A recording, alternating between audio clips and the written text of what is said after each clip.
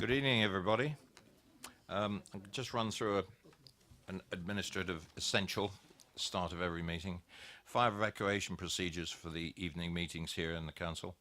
There are no fire alarms scheduled for this evening, therefore, if a fire alarm sounds, please evacuate the building immediately. The fire exits are located at the rear and side of this room. Go down the stairs and meet in the War Memorial Park. Please note this meeting is being webcast live on the internet, and that's confirmed. And please could all members and the public switch their phones to off or silent, please. Right, it's 18:30, it's 6:30, and I shall commence this meeting of the Development Control Committee. For the benefit of the members of the public attending, I would like to explain who everybody else is around this table. My name is Councillor Paul Miller, and I am the chairman of this committee. Down the sides of the table, to my left and right, are councillors who sit on this committee and who will be making the decisions on the applications before us this evening. Immediately to my left and right are the officers who will be advising councillors. In addition, I would like to explain the Development Control Committee is a regulatory committee and not a political meeting. The committee will be examining the evidence brought before us tonight and will make decisions based on planning reasons. We are guided by national and local planning policy and guidance. May I ask all speakers, including visiting members, to speak clearly. Now at this point I'm going to break out of my script. It's been observed on a webcast of the last DC. When we use these new microphones, please could you address the microphone. If you want to look away at the visualizer or the a screen, can you make sure you stop speaking and bring it back, because some of the dialogue was lost when the webcast was looked for transcriptions in the minutes. It's just one of these frailties of these speaker systems. I'll repeat that again: to speak clearly and to return to their seats once the presentation is complete, and following any questions from members. No further dialogue between members of the committee and speakers will be permitted once questioning is finished. May I ask all committee members to avoid repetition and to keep any comments on each planning item to a maximum of 4 minutes. I understand that planning can be emotive and ask that everyone remains polite and professional throughout the evening. Now move to the agenda. Apologies for absence and substitutions. I've noted that we have apologies from Councillor Hood with no substitution, and we have resignation for the evening from Councillor David Leakes, who is replaced by Councillor Sherlock. Are there any other resignations or apologies? Nope, thank you. Declarations of interest. Councillor Mrs. Tucker. Non-pecuniary on Berry Court Farmhouse. Thank you. Can I stay in the room to save walking out? For non-pecuniary, there is not a problem with that. Yeah. That's fine. You've declared the interest. It's non-pecuniary. You can get involved in the debate and vote. Thank you very much. There are no urgent matters. Minutes of the meeting held on the 12th of July 2017. May I take the minutes to be accurate and sign them at the end of the meeting? Is that agreed? Agreed. Thank you very much. And move on to agenda item number 5, applications for planning permission and public participation. We go to item 1.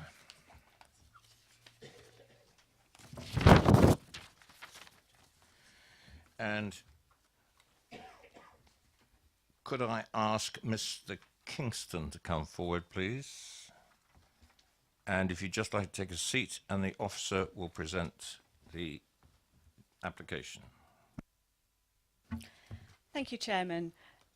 This application before you this evening is at Berry Court Farmhouse, New Road, Little London, and it is an outline application considering the principle of development only for the erection of 3 bungalows and 1 house, the creation of a new vehicular access to Silchester Road, use of the existing access for pedestrians only, creation of a village green and the formation of a car park to serve the village green and St Stephen's Hall. I would first take members' attention to the update paper, where you will see that we have received 1 further representation to the application, and that is summarised for you in the paper itself. There is also an additional officer comment, and members will note that this actually refers to a recent appeal decision which was received on the 27th of July 2017, and it was also for a site in Little London. This was considered against the same planning policy that we have before us for this current application, policy SS6E. And on page 2 of the update paper, members will note the comments of the planning inspector, in which he considered the same evidence, the same housing needs survey that was considered and submitted for this current application, and his conclusions on that. And I've got nothing further to add. Thank you. Now, bearing in mind that what's written on the update paper is material to this particular application, do members need a couple of minutes to actually read that extra information? I'll give it to you right now, if that's your, if that's what you will. Or are you quite satisfied and you've read enough of it? You have? Okay. Mr. You have 4 minutes. Good evening, Chairman, ladies and gentlemen. My name is Philip Kingston, Vice Chairman of Pamber Parish Council, on which I've served for 40 years. The Parish Council voted to return a no objection comment to this application, a policy which has been adopted which ensures that there is no bias towards individuals or developers. The parish have begun the development of a neighbourhood plan, and as such have voted to consider developments of 4 or less dwellings in the community on the basis that a limited number spread over the area creates less pressure on our infrastructure. In the process of developing a plan, it is usual to invite developers to put forward proposals. The Berrycourt Farm proposal before you could well come up again, if you refuse today, as our plan evolves. From my personal observation, the recommendation to refuse on the basis of need is purely subjective. In this case, there are only 2 houses for sale in Little London, one priced at 1.5 million and a semi at £500,000. The calculation on houses available put forward by the objectors includes these houses on the outskirts of Basingstoke, not a rural village location, which is much sought after by local people who live and work here already. The proposal includes 3 bungalows, more appropriate for older residents who have lived in the village all their lives, to downsize, and letters have been submitted by the local people with this in mind. The Parish Council conducted a parish-wide survey to establish need, which indicated there was a need for market housing. As the development is directly on a bus route with an hourly service, it is ideally suited to older residents. Local policies are set out in the local plan are for guidance, not something cast in stone, particularly as the Secretary of State, from whom guidance on planning emanates, continually reiterates the need for more houses and may well demand that current numbers are raised in the near future. What seems to me to be missed by those objecting to this development is that by giving a little, there is protection from further development. This is because a village green owned by the parish is thereby protected, and the adjacent solar farm is committed for at least 25 years. In addition, Little London gains a car park for St Stephen's Hall, a contribution to upgrade the sewer system, together with an open space bigger than the village greens of Monk Sherburn and Servants and Dom. While there has been opposition to these proposals, half of these are on pro forma letters, some from residents quite remote from Little London. It is my experience of many public inquiries that these are usually given little weight, and in this case, residents have informed us that You have 1 minute. Thank you. That they were unaware that they were objectors to the development. This indicates to me that they are less credible. Officers have a problem with the validity of any statement of objection, in this case by way of misinformation or even fabrication of fact, and particularly whether the signatures of residents on the pro forma letter are genuine. The primary objective of this proposal is to leave a lasting asset to the village which both enhances and protects Little London for the future. Everybody gains, and it would be a shame to pass up this most generous gift. You are urged to approve this planning application. Thank you, Chairman. Thank you, Mr. Kingston. And thank you for keeping that within time. Members, any questions for the Parish Council? Yes, certainly. Councillor You Cormack. mentioned a contribution to upgrading of sewage infrastructure. So what is being looked at and what was being offered? Following the approval of this application, the applicant will actually join with the Thames Water Authority to provide an upgrade to the system, but only a contribution, not the complete cost.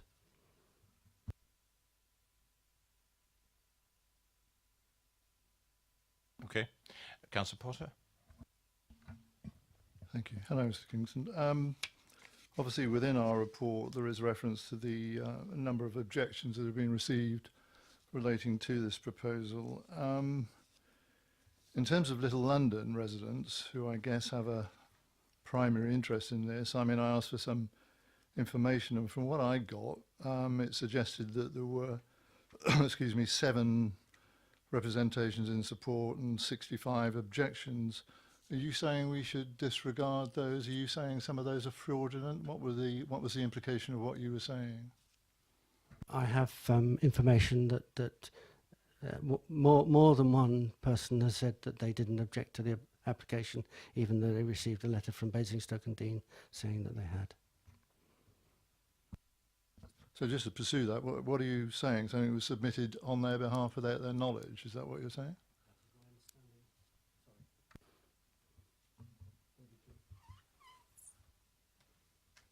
Any other questions? Thank you very much, Mr. Kingston. Thank you, Chairman. Gary Ellis and Mr. Bedford, please.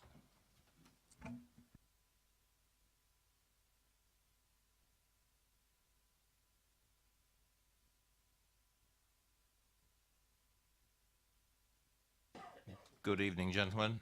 You have 4 minutes between you, however you want to divide it up.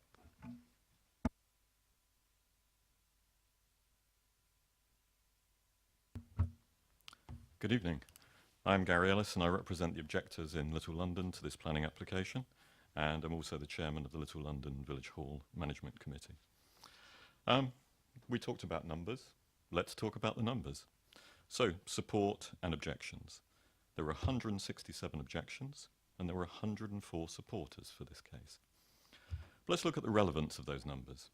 We took all the responses from the planning portal and analysed the data, public data. At first glance, it looks reasonably close. But the people it affects most, the residents of Little London, 85% of those objected. 15% supported it from the village. Most of the supporters within this group were either associated with Bury Court Farm, they had that address, or were members of the council and their extended families. So if we're talking about manipulation of numbers, I think we need to be very clear as to where that's been happening. It's very interesting also that on the support side, to get the numbers as high as they did, 104, supporters were drawn in from Southampton, Dorset, Kingsclear, Hook, Nottingham, Andover, even Exeter, which I find pretty strange and pretty interesting as to what relevance a development in Little London has to a councillor's family, perhaps, in a far-flung county. So let's talk about the village green. There's been no consultation with the village. There's no business model. There's no idea of how it will be maintained. Shall we talk about the green and hall parking? There's been no consultation with the village again, or the village hall committee. It's supposedly for St Stephen's Village Hall. It's just an assumed need. And the applicant did, not very helpfully, dig up half the existing parking for the village hall just prior to this application, in my view, to help create a need for this facility. But that's my view. Then there are houses. These are not affordable houses or key worker homes, or, as has been suggested, small downsizing retirement properties. These are big houses for profit. These are some of the biggest homes in Little London. And judging by the size and location, which is on the draft plan, we consulted with 2 estate agents, and they're between £750,000 and £1 million each, these houses will be going for. So when we actually look at the planning, the requirement of housing within the borough, and when assessing the real need, or the anecdotal need, which I believe is why we're here, let's remember the size, cost, and affordability of these homes. The application does not comply with the local plan. Little London is subject to strict planning policy. You have 1 minute. A neighbourhood plan has been instigated, which will, through local consultation, determine the real needs of Little London and how it will develop. The application attempts to prejudge the outcome of that plan. The application has been recommended for refusal, and there are no reasons to overturn the recommendation. I've got about 40 seconds. My name is Peter Bedford, and I'm speaking on behalf of CPRE Hampshire. For those who are not familiar with that abbreviation, it stands for the Campaign to Protect Rural England. We seek in particular to protect the countryside, and that includes greenfield sites and green spaces, such as the green space that is the subject of this application in Little London. It is classified as agricultural land. There is no provision in the borough's development plans for any new houses in Little London, and still less for houses of the scale put forward in the application, for which there is no local demand. This application, or one almost identical to it, came before this committee in November last year and was refused. I must ask you to wind up, Mr. Bedford. 15 seconds. The application is simply a resubmission or a repackaging exercise and is fundamentally the same as the earlier one with minor adjustments. You, the planning committee, rejected it then, and I urge you to be consistent and refuse it again. Thank you very much. Members, any questions for the speakers? No, gentlemen, thank you very much. Thank you.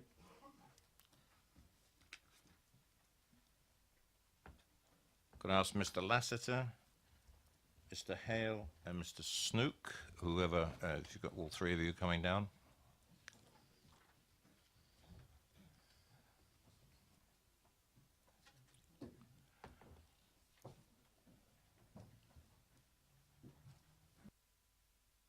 Good evening, gentlemen, and you have 4 minutes between you. Thank you, Councillor. I'd first like to emphasise this is an outline application with all matters reserved, so reference to specific dwelling sizes and a specific layout is not appropriate. Please also note that at no stage have we suggested a formal village green. What is proposed is a village green space. There is no open space or playground in the village, so the applicant wishes to address that deficiency.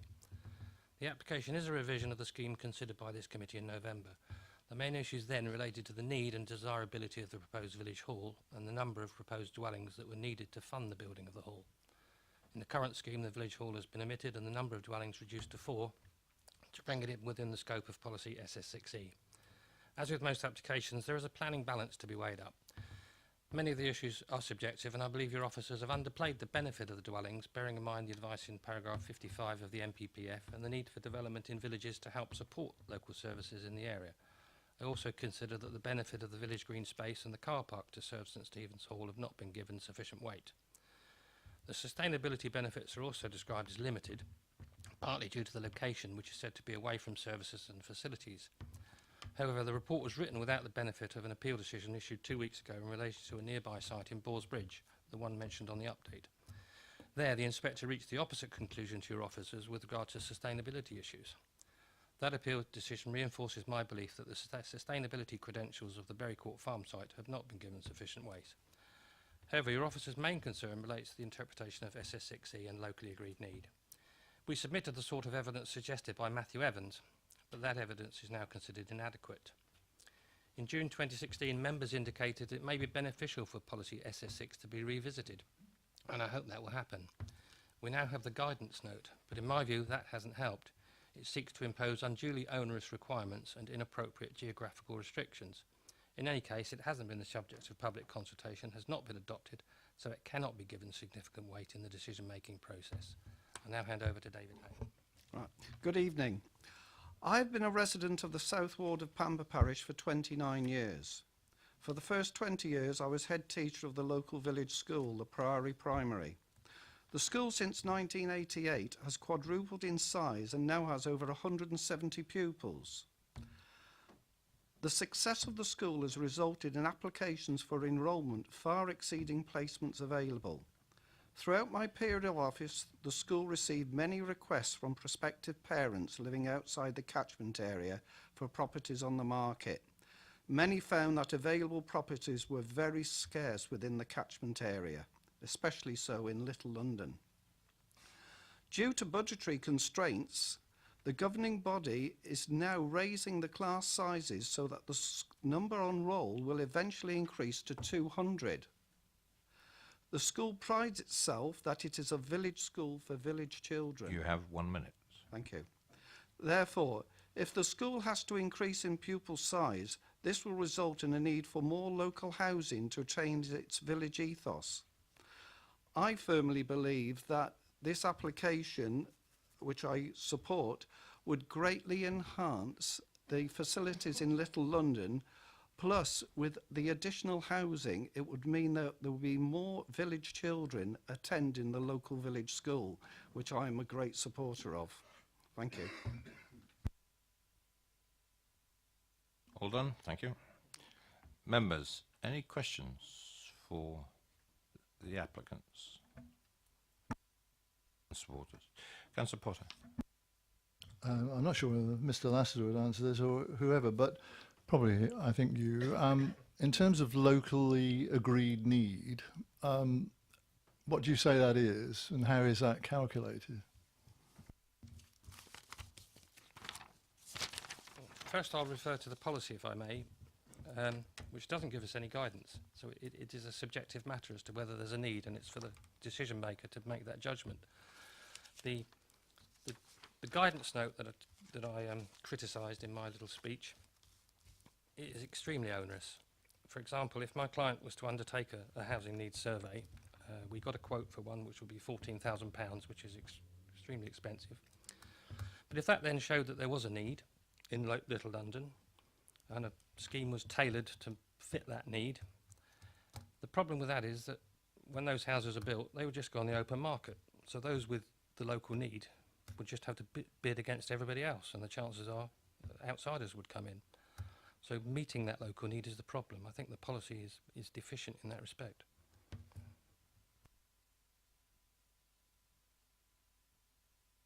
Any more questions? Thank you, gentlemen.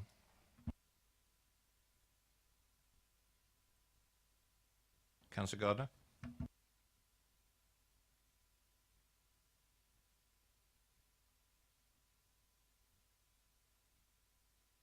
Ward Councillor, you have 4 minutes. Thank you, Mr. Chairman. I apologise in advance if I duplicate anything that's already been said, but it's mainly because some of the facts bear repeating.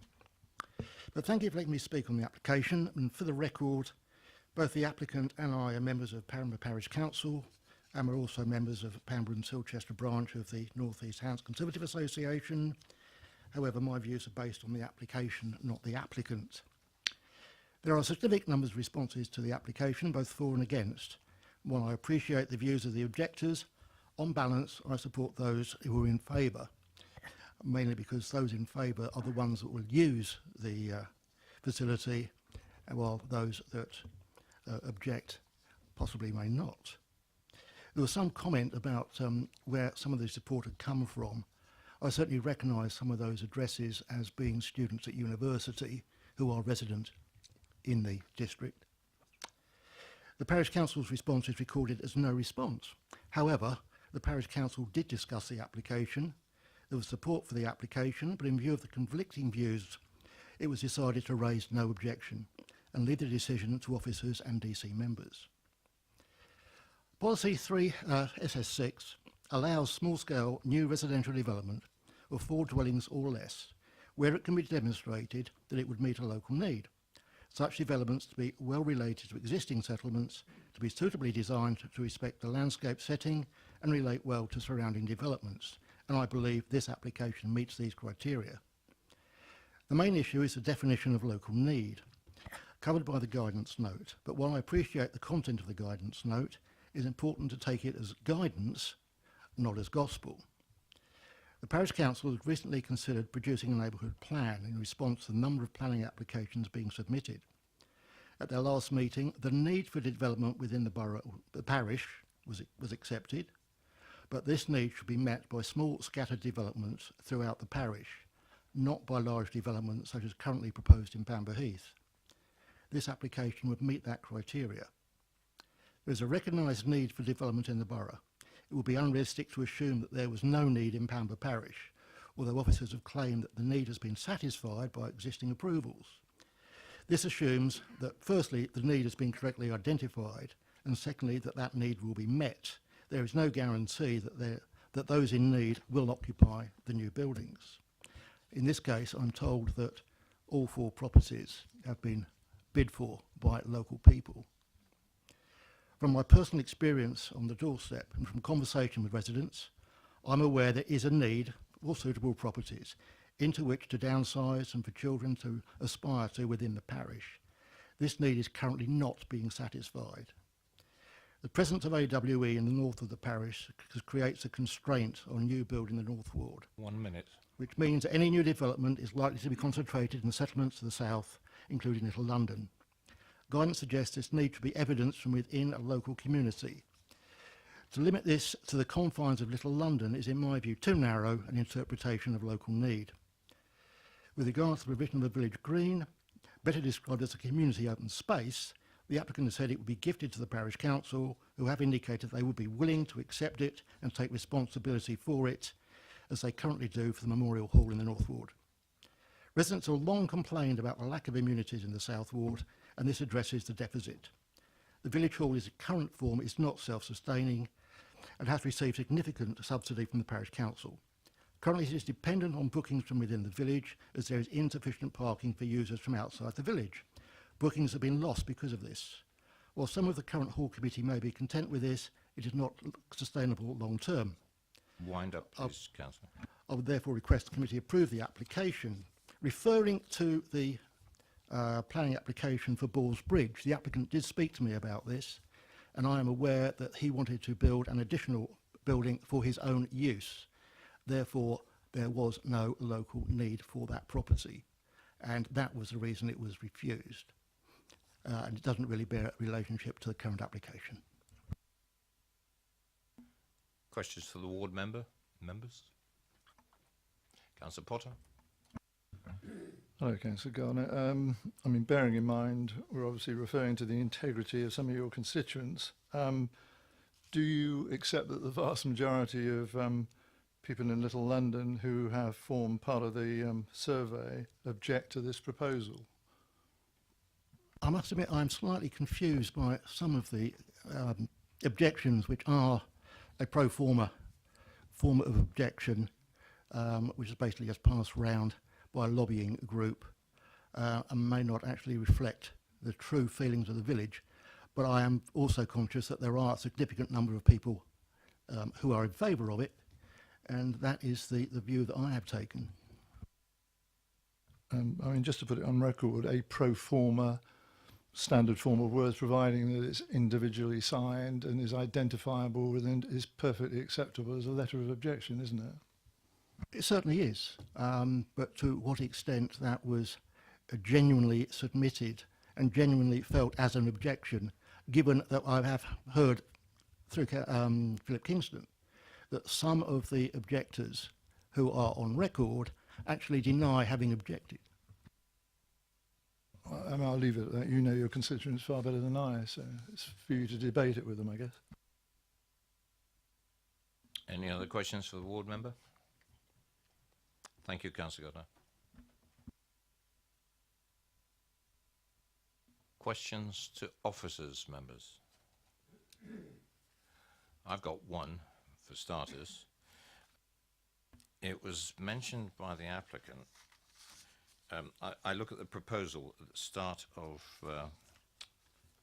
the application, outline application for the erection of 3 number bungalows, house creation of new vehicle access to Silsby Road. And then later on, creation of a village green, which was disputed by the applicant. They said it wasn't a village green, it was a village green, well, it was a space for possibly a village green. What have we got here? Well, the wording of the description is taken from that submitted by the applicant. So, yes, they are proposing what could be considered as a village green. It is essentially an area of open space. And that's what we're looking at, is that use of that land, rather than a village green as in the titled village green, as a registered village green. Thank you. And just as a reminder, the Councillor Potter, please, go on. Chair, if you can ask a question, sorry.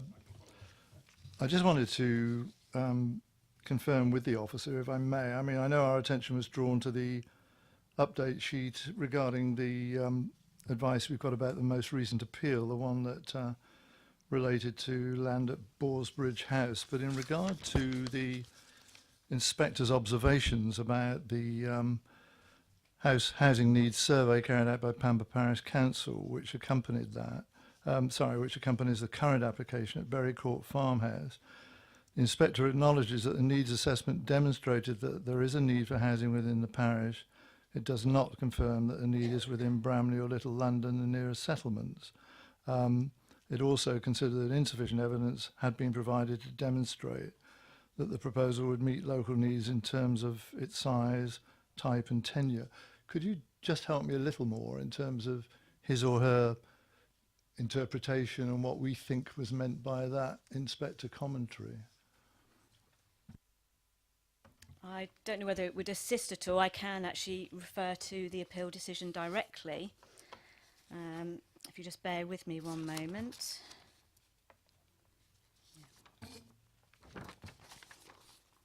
I mean, if I just read verbatim a couple of the paragraphs, if that's of assistance.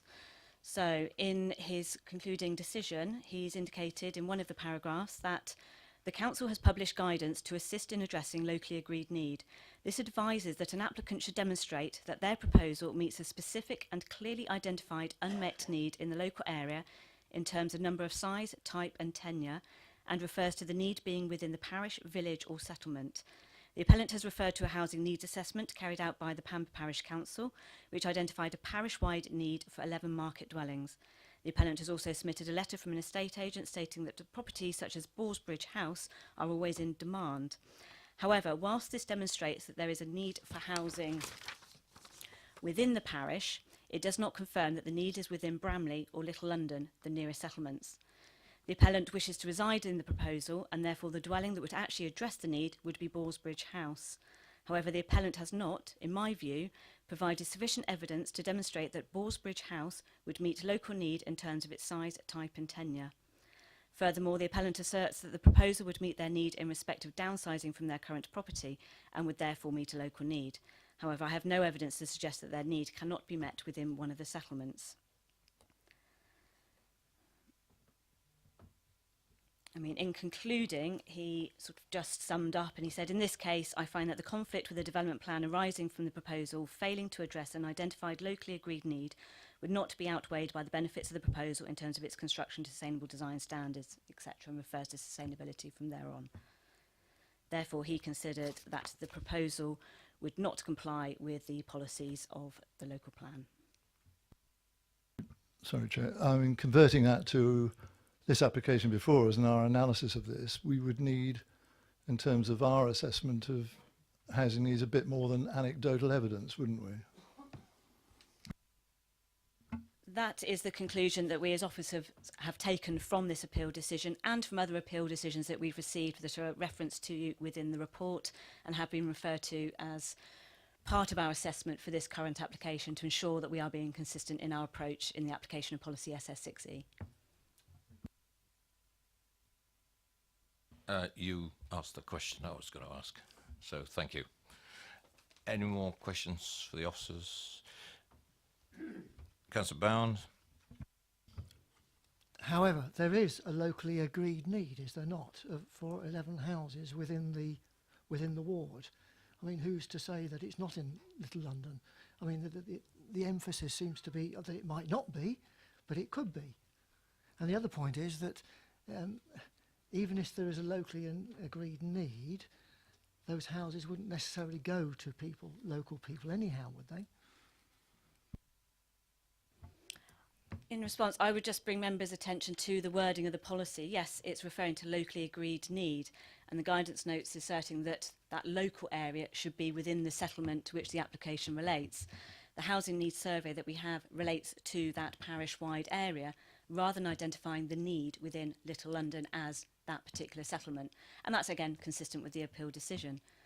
With regard to the availability of those properties, yes, they would be on the open market, as would any of the other schemes that we have considered against that policy, and where we have refused applications where there hasn't been that sufficient evidence to demonstrate that local need within that settlement, and that the size, the type, the tenure, etc. is relating to that need that has been identified. Councillor Westbrook. Yes, along those lines, really. In relation to what the inspector has said at the appeal and what the guidance note said, would you say that the E9, the first line of E9, which is well related to the existing settlement, is what you're talking about in relation to Little London and in relation to Pamber Parish generally? That is correct, yes. We are relating to that settlement of Little London. Any more questions to officers? Nope. Debate? Councillor Robinson. Thank you, Chair.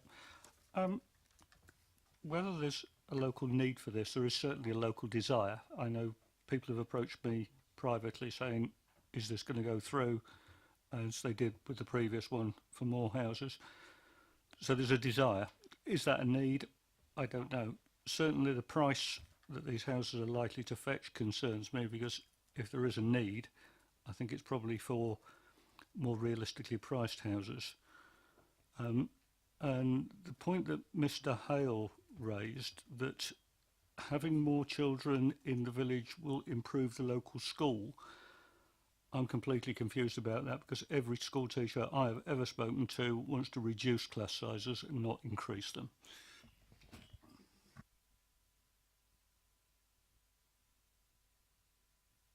Anybody else contributing to the debate? If no one else is going to contribute to the debate, Councillor Potter. Didn't mean to cut you off again, I do beg your pardon, but I mean, I do respect what Mr. Lassiter was saying about this being an outline application, and by definition, the ultimate design and extent of the dwellings that are being suggested here isn't known. I rather doubt they're going to be socially rented units, I have to tell you that. And I think they'll fit a market demand that's appropriate to that area, so we can all speculate about that, but it certainly won't be the type of council house that I often muse about. In that regard, and consistent, I think, really with everything that we've said about this application previously and what we're seeking, I think, to be consistent about in regard to our own policy SS6, I don't see that the housing need has been established to the extent that we could give support to this application. And I support the officer's recommendation, and I think it is a complete report. I think it builds on the one that we had, I think it was earlier this year, I'm trying to remember, back January, I think, and I think it builds on that, it's consistent with that, and from my point of view, I think there is no other course of action available to us but to support the officer's recommendation. I'll take that as a proposal. Do I have a seconder? Councillor Westbrook. It's been moved and seconded to accept the officer's recommendation for refusal. All those in favour of that recommendation?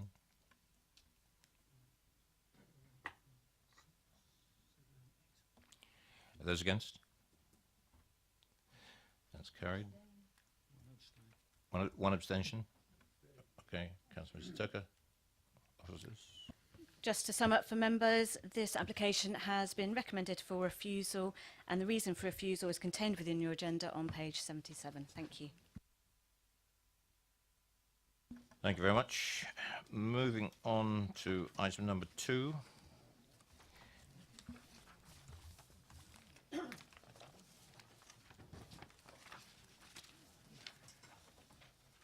And could I ask Councillor Tomlin to come forward, please?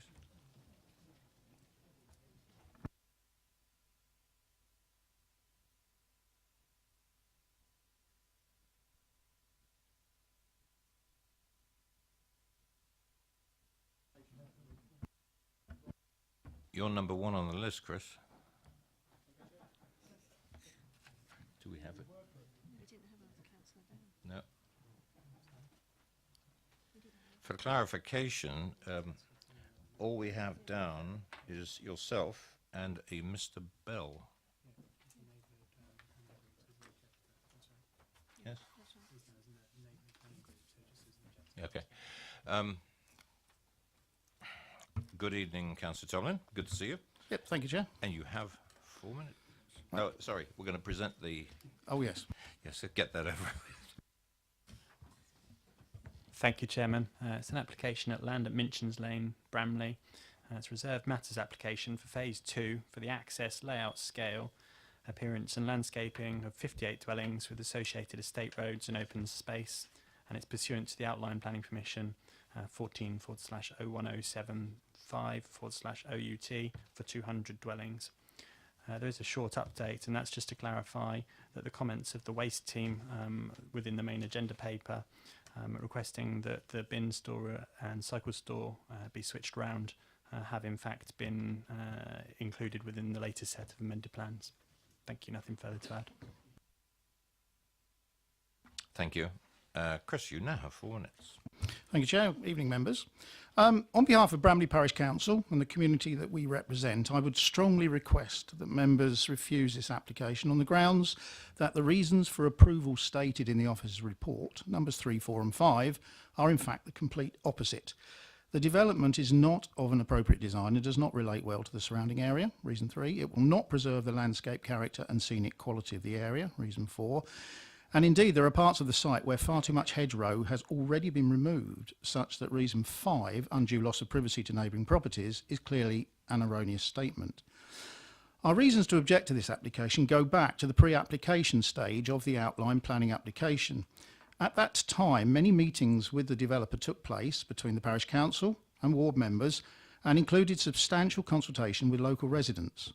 The outcome of this was that the scheme presented both in layout and indicative housing styles resulted in public support so that the PC would support the application when it reached development control.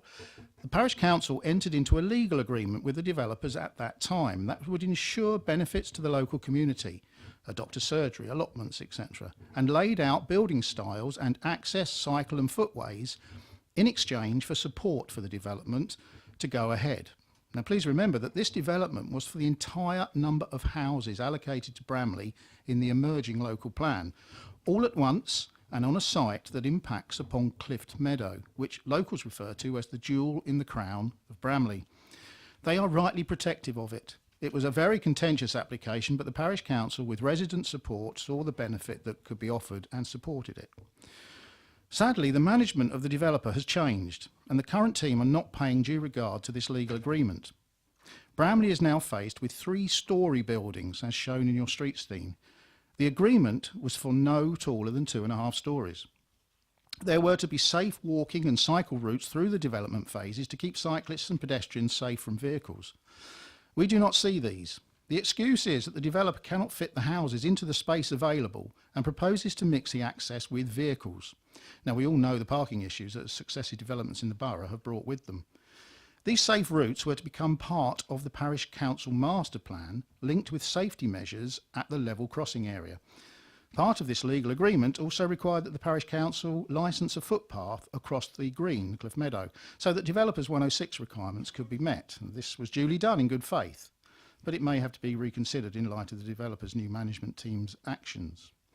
You will hear from Councillor Bell, the Bramley NDP objection, that the housing styles pay little regard to the location at Bramley's premier feature, Cliff Meadow again. Token gestures to put in hip ends to gables, and some material changes have been made. However, rather than the Charles Church Premier Best Design Practice site that was sold to the PC and residents. You have 1 minute. Right, we now have these tall roof, spiky, bland houses just like opposite the hospital, which are alien to the Bramley Village existing architecture.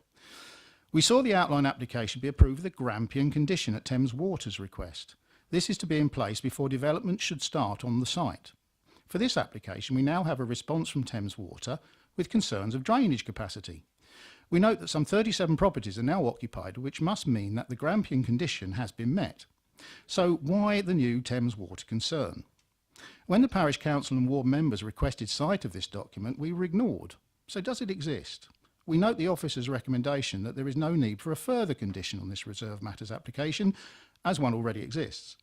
But where is the supportive documentation, and why is Thames Water still concerned? So in conclusion, I repeat my request to members that they consider refusing this application, encouraging the developer to work with Bramley Parish Council and the NDB team to create a housing development complying with their original legal agreement, and one that works to the benefit of the community, both the existing and those who will move in. Thank you. Thank you, Councillor Tomlin. Members, any questions for the Parish Councillor? I've got one, Councillor Tomlin. The legal agreement that you mentioned, was that supplied to the borough? Yes, it was, and in discussions with officers, it was seen as not being relevant in this matter, but obviously to the Parish Council it is. Thank you. Any other questions? Councillor Bound. Just one, Councillor. Do you have any comment at all about the positioning of the affordable housing, in that it's all seemed to going in one small area? Well, yeah, this is a concern. I mean, we understand the reasons that housing associations like to bunch all their affordable housing together, which tends to squeeze it upwards. And it's those particular sites that are, when you see, clearly 3 stories against the objections that we had. So, yes, indeed. And I think the site, again, is because of that sort of, not too dense, but it's just not workable. And yeah, all of the social housing is down to the bottom corner in the, should we say, damp and soggy area, and towards the railway at the north in the larger blocks. Councillor Westbrook. I can't, I call you Councillor Tomlin, sorry, Chris. Old habits. In our report, the Urban Design Officer initially requested some amendments similar to those that you've talked about in regard to the built forms, widening the space between the built forms, a reduction in the density, proposing a reduction in the scale of the flats block A and B. The report goes on to say that the revised plans reduced the numbers of dwellings, revised the layout and amended the designs of the flats. He obviously had no objections now. I'd like to sort of get your opinion on that. Obviously, were you involved in those changes and those amendments?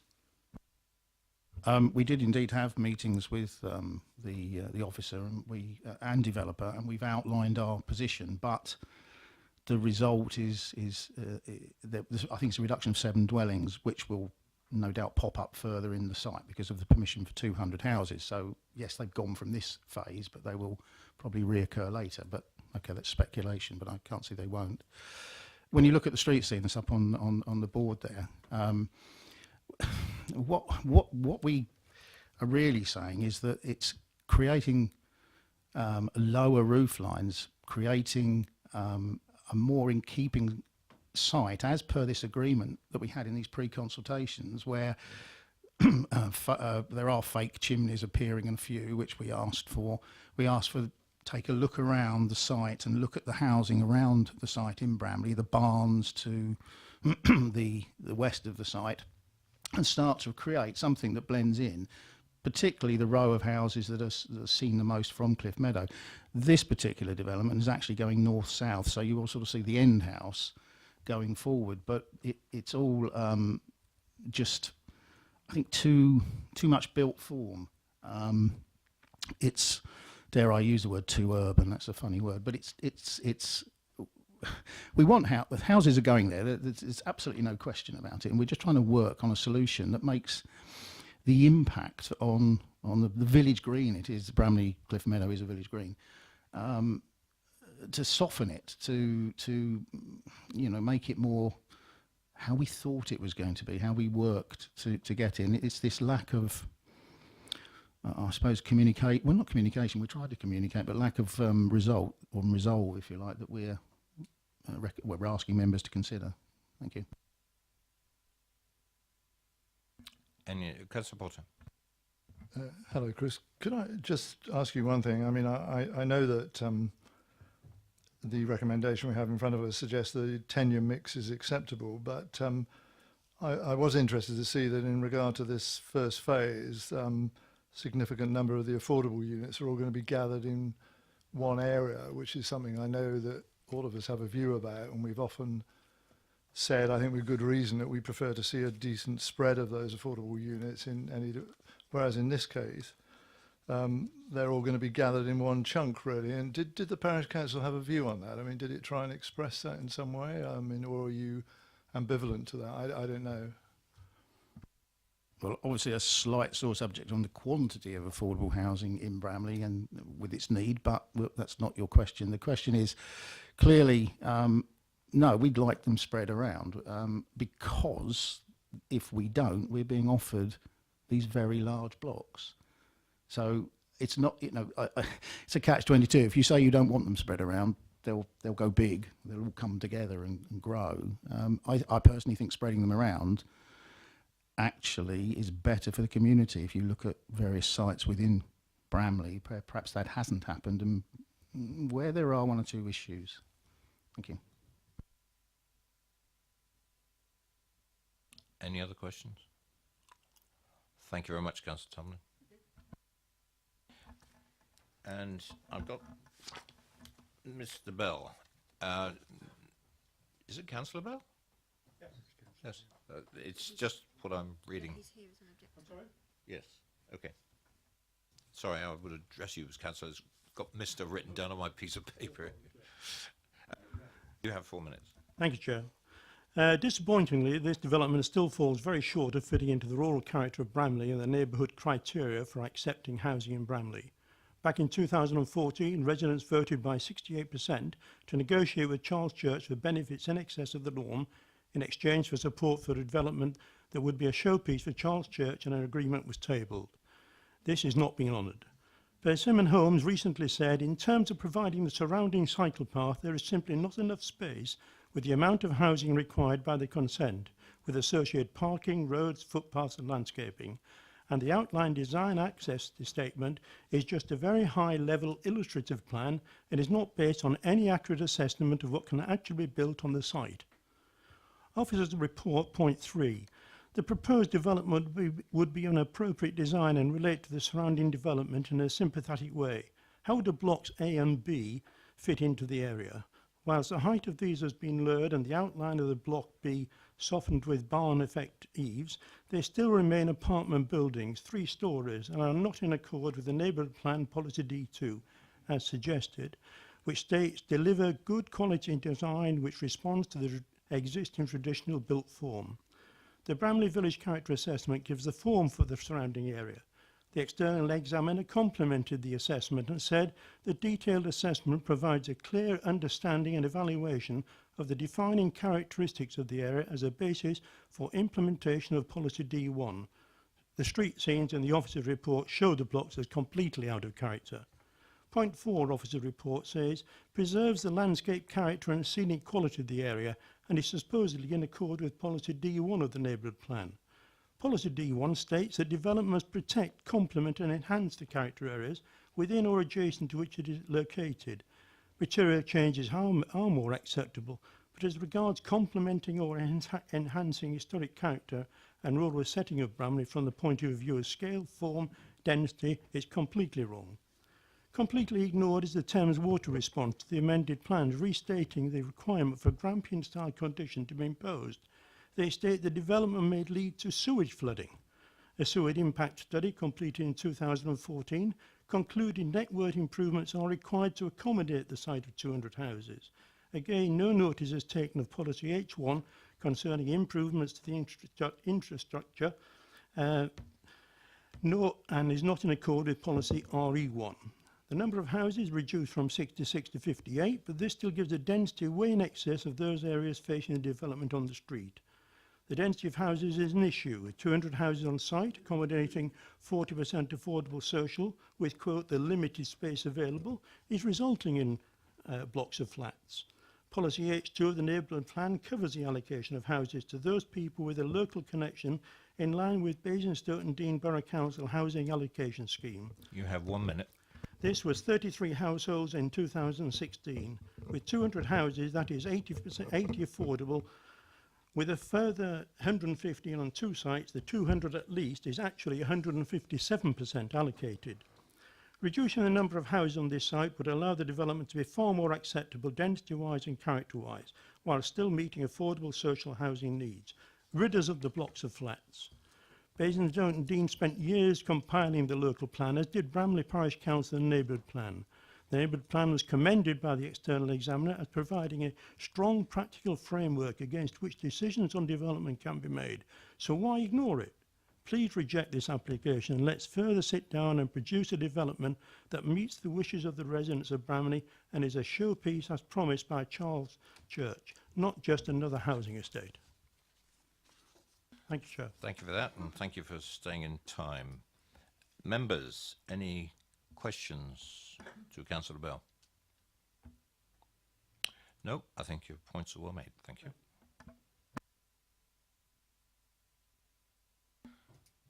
Now, before I go to the ward member, is Mr. Craig Hatton in the room? Nope. Okay, well, we'll pass that one. And I hand over to, he's a representative of Persimmons, by the way. And got to hand over to Councillor Robinson, ward member. Thank you, Chair. I'm actually going to start by reiterating a sentence that Councillor Bell read out, which is from a letter from Persimmon to a Bramley Parish Council. It says, in terms of the cycle path, as discussed at our initial meeting, there's simply not enough space to provide it with the amount of housing required within the consent. The plan to which you refer in the outline, design and access statement, is a very high-level illustrative plan and not based on any accurate assessment of what can actually be built on site, which strikes me as being a nonsense. Later in the same letter, it says the road along the eastern boundary will be a shared surface and as such will be a low-speed road designed for use by cyclists, pedestrians as well as vehicles.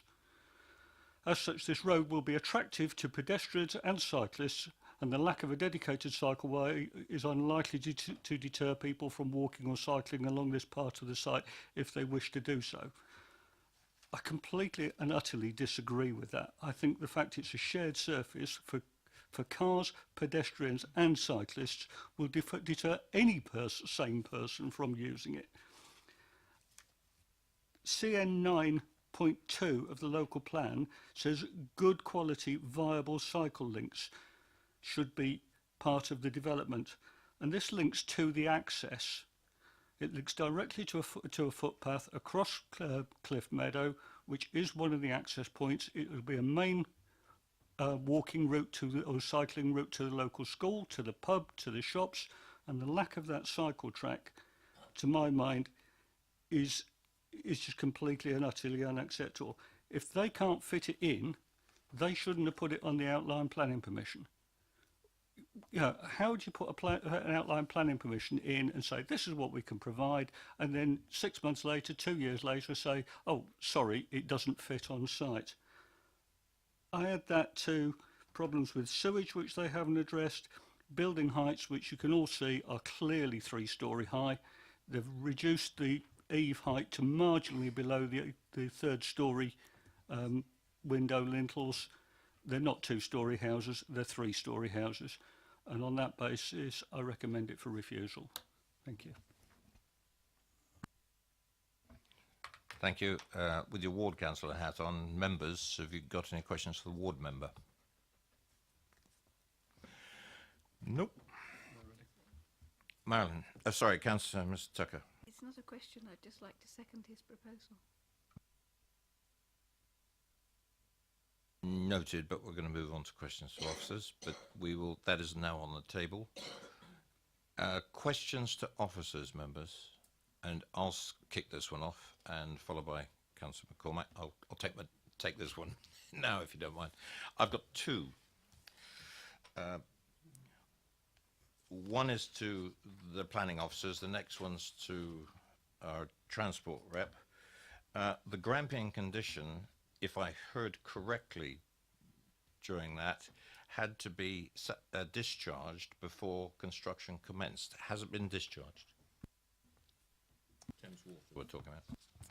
Yeah. Obviously, the application before us is a reserved matters application that's looking at the scale, layout, landscaping, and appearance of what is now proposed in this phase. The Grampian style, the Grampian condition on the outline permission is obviously a matter to be addressed through that outline planning permission. So we can certainly raise an investigation into that condition to check that it has been suitably discharged through the outline permission, but it's not relevant to the reserve matters submission that's before us currently. Coming back to you, if the Grampian condition has not been discharged, that will prevent this reserve matters going ahead, will it not? That would prevent any development from occurring. Although I note that obviously the phase 1 development is occurring at the moment, but that said, that already has the approval. So that is, again, a matter to refer back to the outline approval. And if that condition hasn't been discharged, to be addressed through that Grampian style condition from the outline approval, not through the reserve matters approvals. Thank you. I think that clarifies that, certainly for myself. Right, I'll move on to this issue of this shared road, as has been quoted by the ward member, and a shared piece of, I understand this to be a shared piece of highway with slow speed. Is a slow speed. Define slow speed for me, because I don't know what slow speed is in this context. And shared with cars, pedestrians and bicycles. I've never heard of such a thing, and I think the concerns already expressed is they're exactly the same as my concerns. You don't mix it.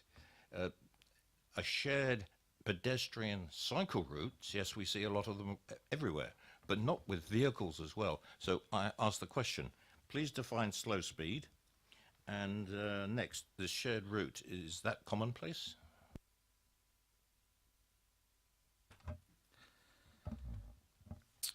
With respect to the design of residential estates, the term shared surface is a relatively common feature.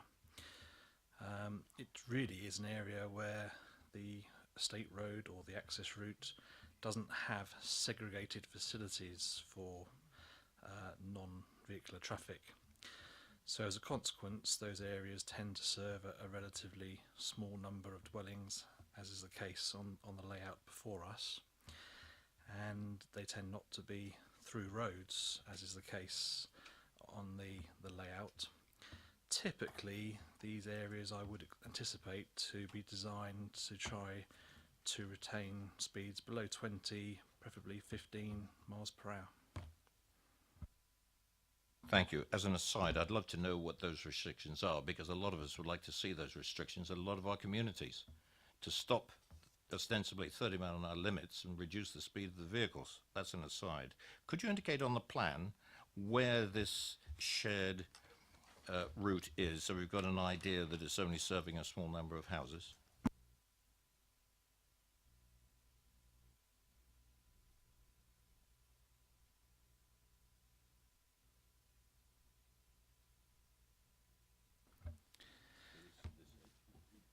Yeah, essentially it is that length of access way that is parallel or on the eastern side of the layout from 94 southwards.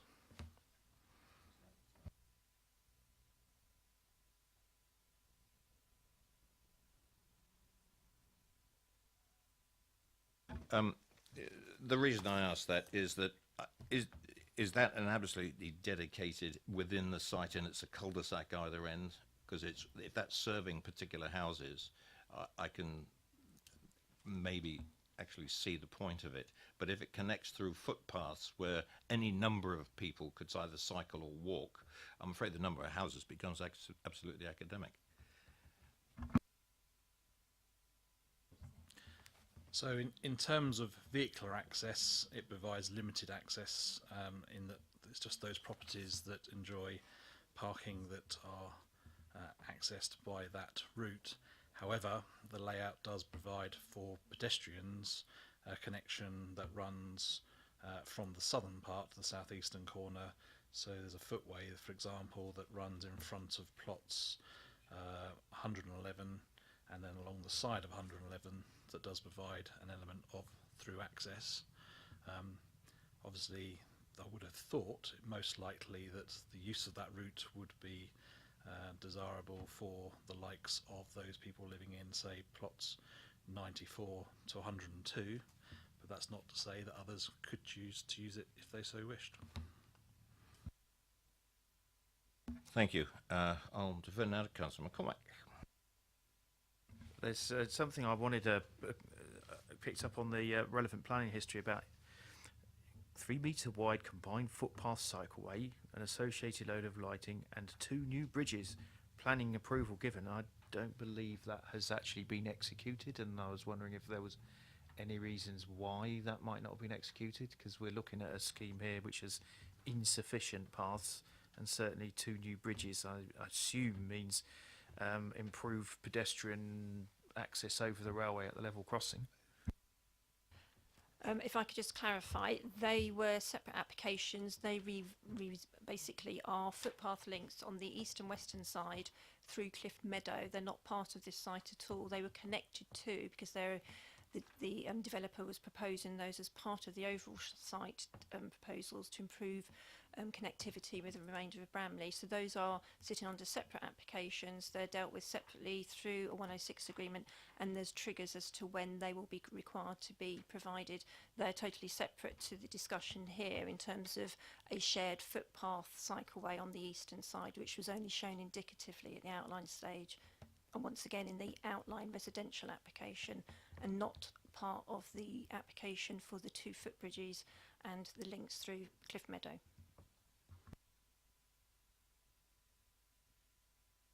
Any more questions to officers? Councillor Bound. Thank you, Chair.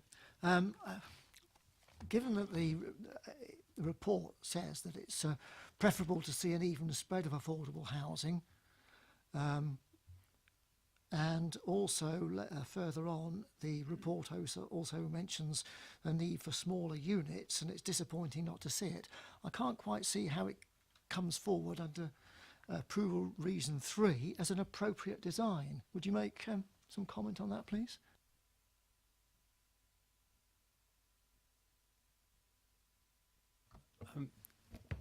Just to clarify, that's in respect of the flats, is it, mainly at blocks A and B?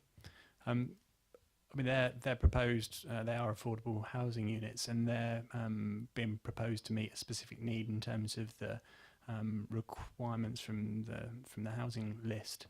There is a need for those smaller units, and a number of smaller units, and they're grouping together as part of that. And in terms of the design, obviously the units have been adapted. They were 3-storey. They've been lowered to what is considered to be 2.5-storey now, with the eaves breaking dormers there on the second floor. And the design is broken up in terms of the roof form and windows and use of different materials. Is considered to be of a suitable standard. That's for both blocks that you see on the street scene. At the top on the left-hand side and the bottom right-hand side as well. So it's considered that obviously it meets a need, and the design is of a suitable standard, given that requirement for the flats within the scheme. Any Councillor Potter? Through you, Chair, I just wonder if we could seek some advice. I mean, clearly we're faced with the possible sort of stark alternative as Councillor Robinson's proposed, where we would refuse this application that's before us. I mean, the reality in most cases is when we're faced with reserve applications, reserve matters applications like this, it's a lot of work has been done between the developer and the officers to get to the conclusion that's put before us, and there's a reasonable consensus on that. In this case, it does appear from the observations that have been made by the Parish Council and others that there's quite a lot of inconsistencies between what people, I think, genuinely thought would be provided under the outline application that we approved and what is now being delivered. And the simple facts of life are, aren't they, that Charles Church, Stroke Persimmons see the economic benefits of the proposals they've got in front of us now rather than some other alternative. Is there any, I know it's our decision ultimately, but in terms of a deferment of this application, would that lead, do we believe, do the officers believe, in any further effective negotiations with the developers about some of the changes that are being mooted here? Because clearly it seems to me that's what we want. We want these houses delivered. That application has been approved. We want them delivered in the form that I think reasonable parties thought were going to be delivered in the first place. And some of the observations about three-storey I do remember. Some of the things about connectivity and all the rest I think are genuine as well.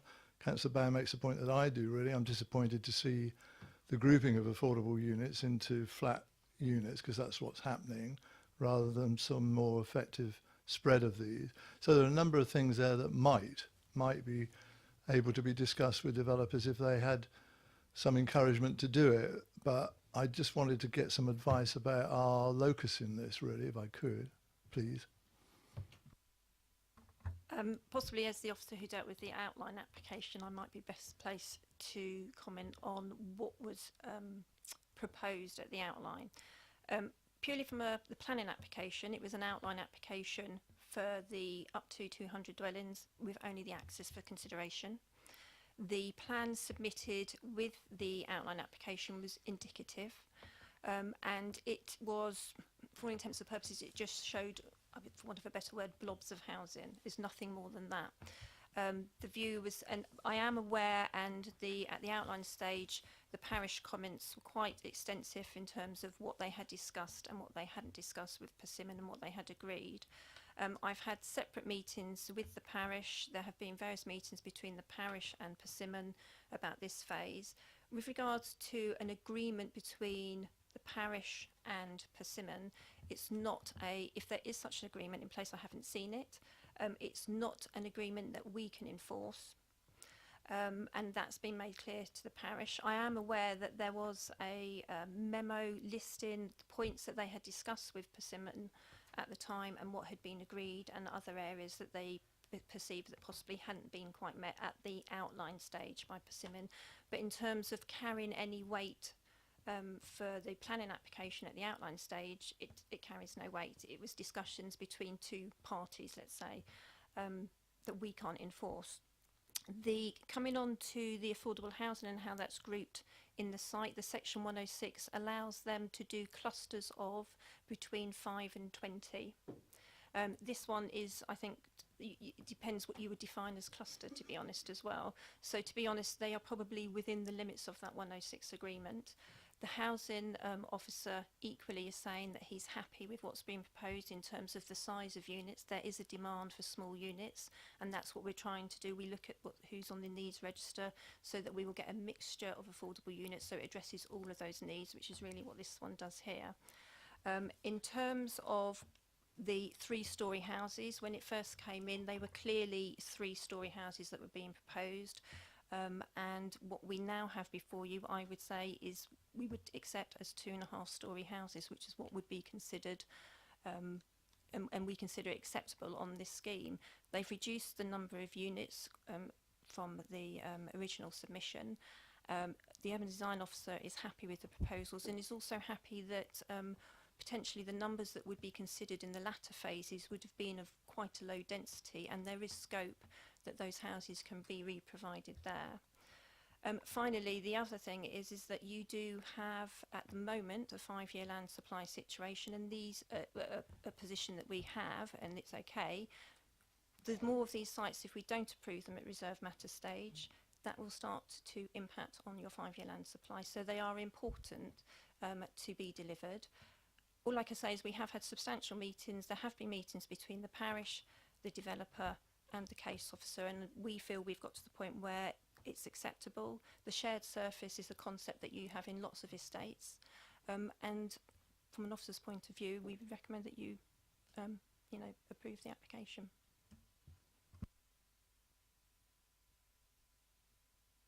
I've got one more question. What was the difference in height when it was altered from the 3-storey building to 2.5? I can't say the exact height, but the eaves were above the, so it went down from 11.45 to 10.3 metres. 1 metre, basically. Yeah, so they've pushed the roof down, so you've now got the eaves dormers that you have there before you. Beforehand, the roof sat above the top of the roof. I mean, the windows. Any more questions to officers? Debate. We do have a motion on the table. I just want to get some advice from the planning officers.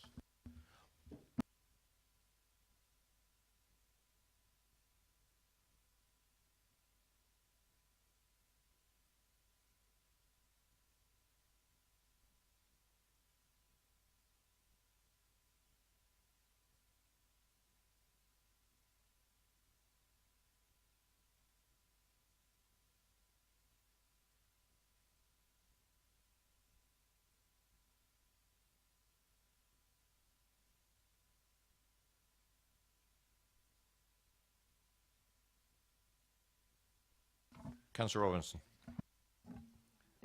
Thank you, Chair. Just a couple of observations. We had very similar problems with building heights and building types on Razor's Farm. We had a lot of dialogue with the developer there. It was very helpful. Persimmon have not been helpful. They've been as unhelpful as they possibly can be. What I would like to say to them is please take this away, come back with something that's more acceptable. I don't want to stop this. Nobody wants to stop this development. Bramley Parish Council worked with Persimmon in the first place to get it built. Everybody wants it built. We need to keep on top of the high 5-year housing land supply, but this isn't right yet. And one last observation, a shared surface as they are describing it, I call that a public highway, the same as any other road like the A33. Thank you.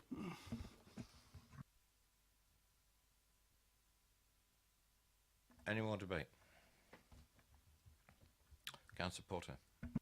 A bit of tautology, sorry. I suppose in answer to my question, Sue gave it, did she, in the sense that whereas I was saying, is there any benefit in deferment? Would it achieve anything? I guess what she was saying is no, we've exhausted the process, which I'm disappointed to hear because there are a number of things I would have thought that are reclaimable, particularly those heights of the, I mean, we play with words if we like, really. What's 2.5 and what's 3-storey? In physical height, they're 3-storey, aren't they? And clearly, in terms of the location in which these are going, and I know we make comparisons with some of the urban estates I know rather better, but this is Bramley. We worked very hard, I think, with Bramley Parish Council to achieve something so it didn't become entirely urbanised. And I would have thought reasonable people could get together and see what compromises could be reached. But, you know, I bow to the advice if it's contrary to what I'm saying. I've just been chatting to the officers, and the advice is really, if we defer it, it's got to be to try and resolve specific issues. The feeling is that the heights that we're talking about to some of these structures could be open for negotiation. The cycle route, unfortunately, it doesn't look as if there's going to be a lot of movement on that one. Now, it would have to be, you know, we could, I'll allow us to sort of use the debate time here just to say, is that a critical issue on the height? I would defer to the ward member to feed in some information here, but I'd appreciate any input from members of the committee. But if we defer, we've got to be fairly specific on what we would like addressed, and is it doable? We don't want to defer, and there's going to be something that's not going to work. Sue, please. If I could just add to that, in terms of heights, that is something that potentially you could carry on negotiations with and discussions on. My understanding of the footpath and having a separate shared cycleway footpath, you would end up redesigning the whole scheme. It's not just gradually moving the odd house here or something like that. It would be changing it substantially. Unfortunately, without having the benefit of a representative from the developer here, it is very difficult for me to say it's worth you pursuing and deferring or not. You could take the view, we've had lots of discussions with them, so have the parish, that maybe you've got to the point where maybe a refusal is something that is a bit more of a wake-up call to them. I don't know, that's really your decision, but all I would advise is if we were deferring it, particularly with this footpath cycleway, that would require such a change. I can't guarantee that within what we've got before us, that would really, you'd end up possibly changing the whole design. Yeah. Sorry, if I could just make an observation on the footpath cycleway as well. It's just really to note that there are other opportunities within the actual phase that we're looking at. If we could just pull that up on the screen. There are other opportunities for pedestrians, so there are footpaths on both sides of the vehicular highway throughout the development, and that's obviously for pedestrians, less so for cyclists. But within the scheme as a whole, on the eastern side, yes, this doesn't show a cycleway, but on the western side within phase one, so going north to south, there is already approved within that phase one a cycleway to take cyclists north to south. So there is alternative provision there for both pedestrians within this phase and cyclists within the wider development in a north to south route as well. So it's just an observation really in terms of the provision for cyclists and pedestrians with the scheme, and it's less, I think it's just put in context of if they're the two main issues, the cycleway and the height of the development of the blocks of flats, then the flats could be looked at, but the cycleway is alternatively provided elsewhere. Councillor Westbrook. Yeah, thank you, Chairman. I just wondered if there's anything we could do where we could put some form of condition in, say, with regards to the heights of the properties, where you could approve it subject to, rather than deferring.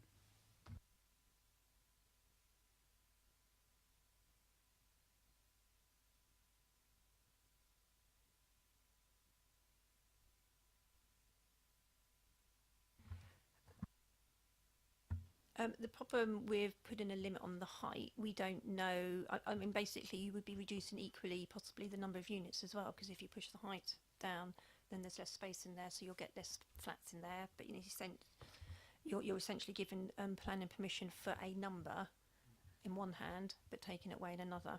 So you shouldn't really be doing that. Councillor Robinson, followed by Councillor. Thank you. I would be happy to withdraw my proposal for refusal and replace it with a proposal for deferment to get one last meeting with the developer and see if we can just get the last bugbears ironed out of this. We all know it's going to be developed sooner or later, so see if we can get it right.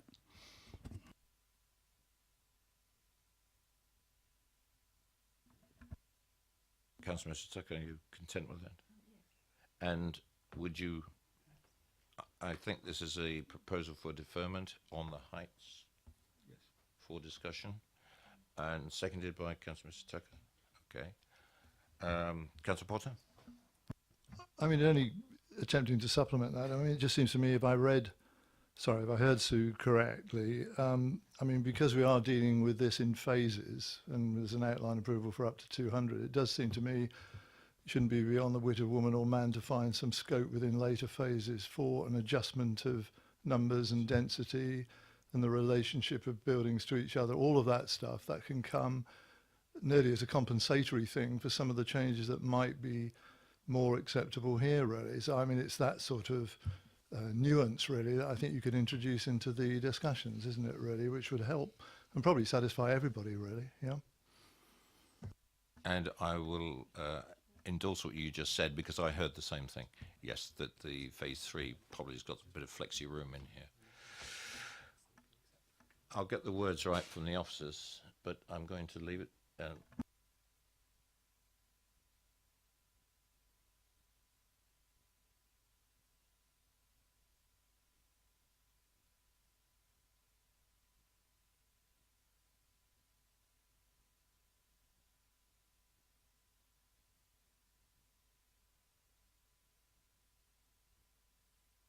We're going to get the words from the officers in a minute. It depends whether, if we go for deferment, after liaison with the developer, the ward, the parish, and everything else, if it's satisfactory, agreed there, it doesn't have to come back to this committee.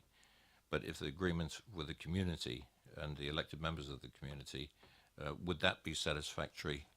Or did you want to add something else to that, Councillor Westbrook? No, Chairman, all I was asking, was there supposed to be a representative here tonight that didn't arrive? That was what I was going to ask. No, we got an there was an indication in an email communicated to the ward members by Persimmon Homes that this gentleman that I called out earlier on would be here for the answering of questions. But when I asked, he's not present in the room. So that was as close as we got. It was never put forward by Persimmon. It's been moved and seconded for deferment. I'll get the officers to get the wording about this, but it's primarily for discussion on the heights of some of these residential properties, especially the high-density flats, is what I understand. And that can be decided with liaison between officers, the developer, and the local community in terms of the parish council and ward members. And once that agreement's been met to the satisfaction of all concerned, it can then move this to go on for approval. If not, it comes back to committee. Fine. All those in favour are for deferment on those grounds?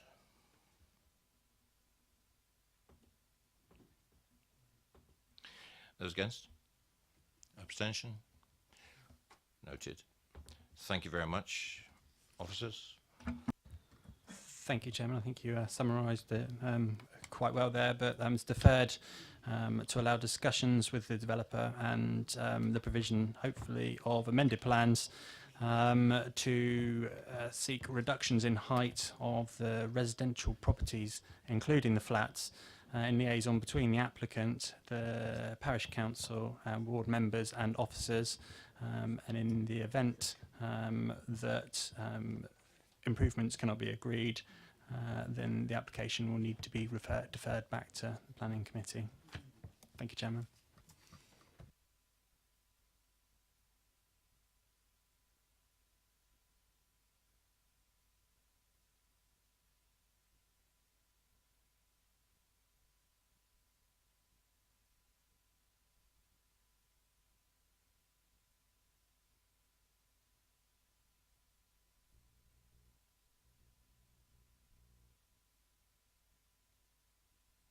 Right, moving on. Item number 3 on the agenda. To Townhouse, could I ask Mr. Pearce and Ms. Prout to come forward, please? And if you'd just like to sit down while the officer introduces the item.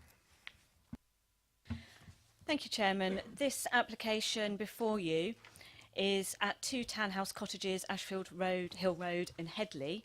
Members will note from your agenda and also from those who attended the viewing panel that this is a listed building, so you also have a listed building application before you as well this evening, which follows concurrently within your agenda.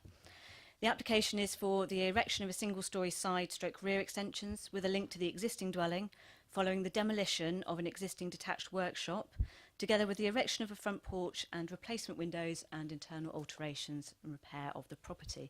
The description for the planning application and the listed building consent is the same, and members will also note that there is updates to both the planning and the listed building, and those are identical.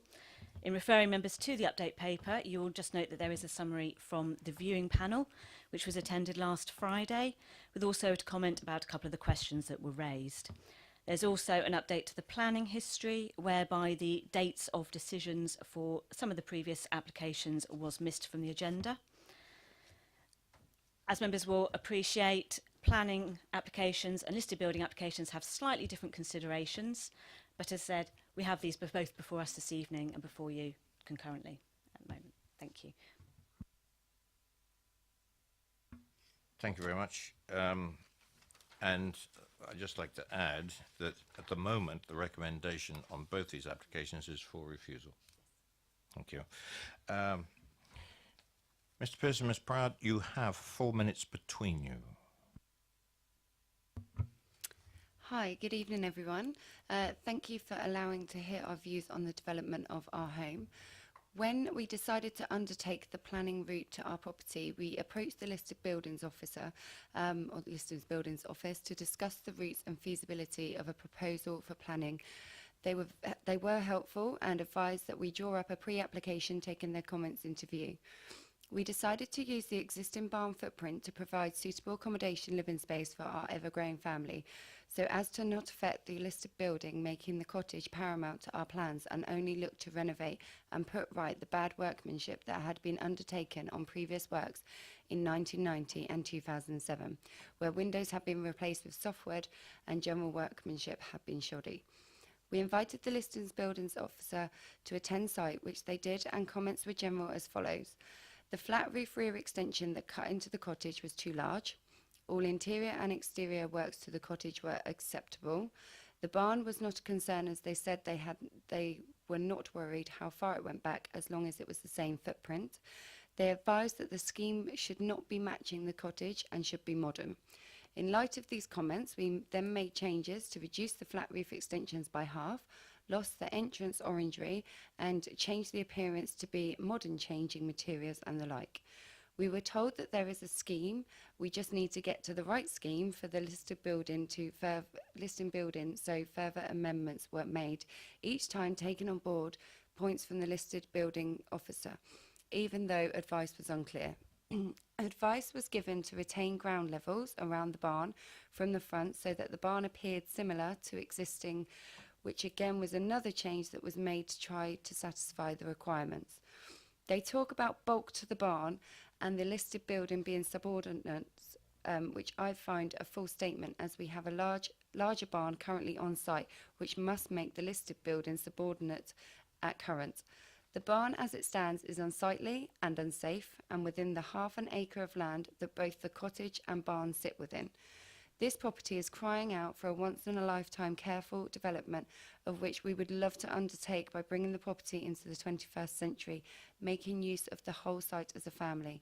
We have support from our local councillor and local neighbours and no objections. As a young family, we would like to be members of our local community for many years, and I believe that this development will give us the home and environment that we can enjoy for the future, also benefiting the local area by tidying up the property. We have been mindful of the listed building in the following ways: applying for replacement conservation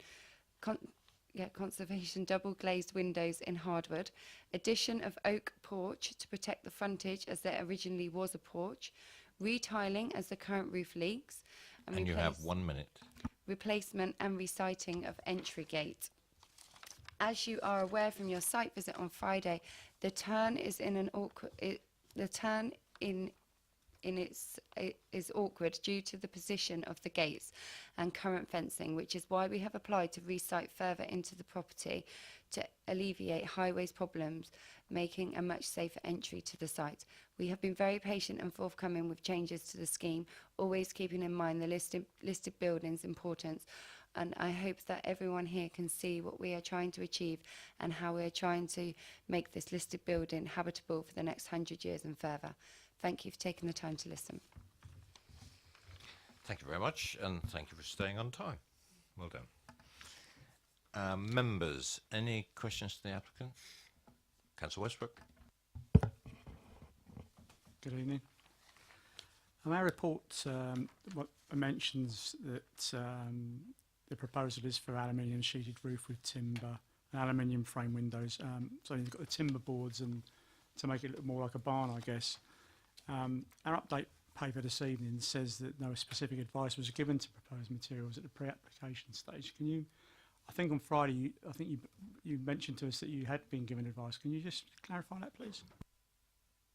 Yeah, so the advice came from the listed buildings officer via telephone conversations with our agent, basically to try and get to a point of, you know, what they were looking for to have no effect on the listed buildings. So these were verbal conversations that our agent had with the listed buildings officer. Councillor Robinson. Thank you, Chair. Just carrying on from Councillor Westbrook's question, how do you personally feel about the roof material? Is it something you're quite keen on, or is it something that you think you've been advised that you're not really keen on? And how would you feel about an alternative?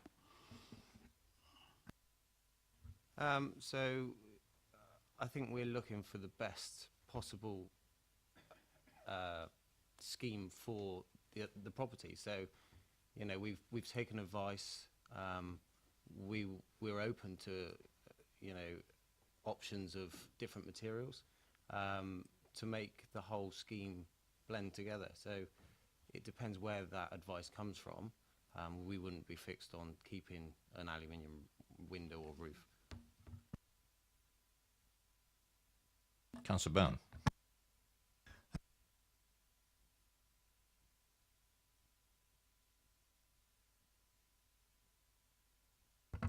Sorry, start again. The update paper says it's confirmed that the pre-application advice expressed concern that the extension would not be subordinate to the main dwelling. Do you agree that, and did you take it on board with the proposal? Yes, we did. We reduced the size of the barn in width and length from what was originally drawn, dropped the ridge height, and also took a large part of the rear extension off and made it a lot smaller with a glazed link. So we did do that from pre-application stage.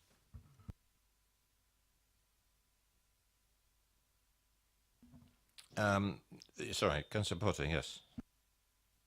Just to clarify that, I mean, just to confirm from your perspective, my understanding is that the footprint of the new proposed living accommodation in the place of the barn is smaller than the footprint of the barn. Is that right? So. Yes, that's correct. Councillor Band again? No? Right. Going back to the question that the Vice Chairman asked you, you say depending on where that advice would come from, could I suggest that possibly the committee could suggest a possible alternative for consideration?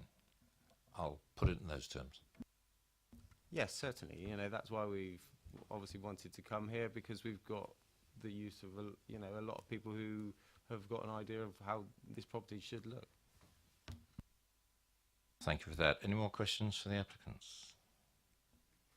No? Thank you very much indeed. Councillor Ratigan.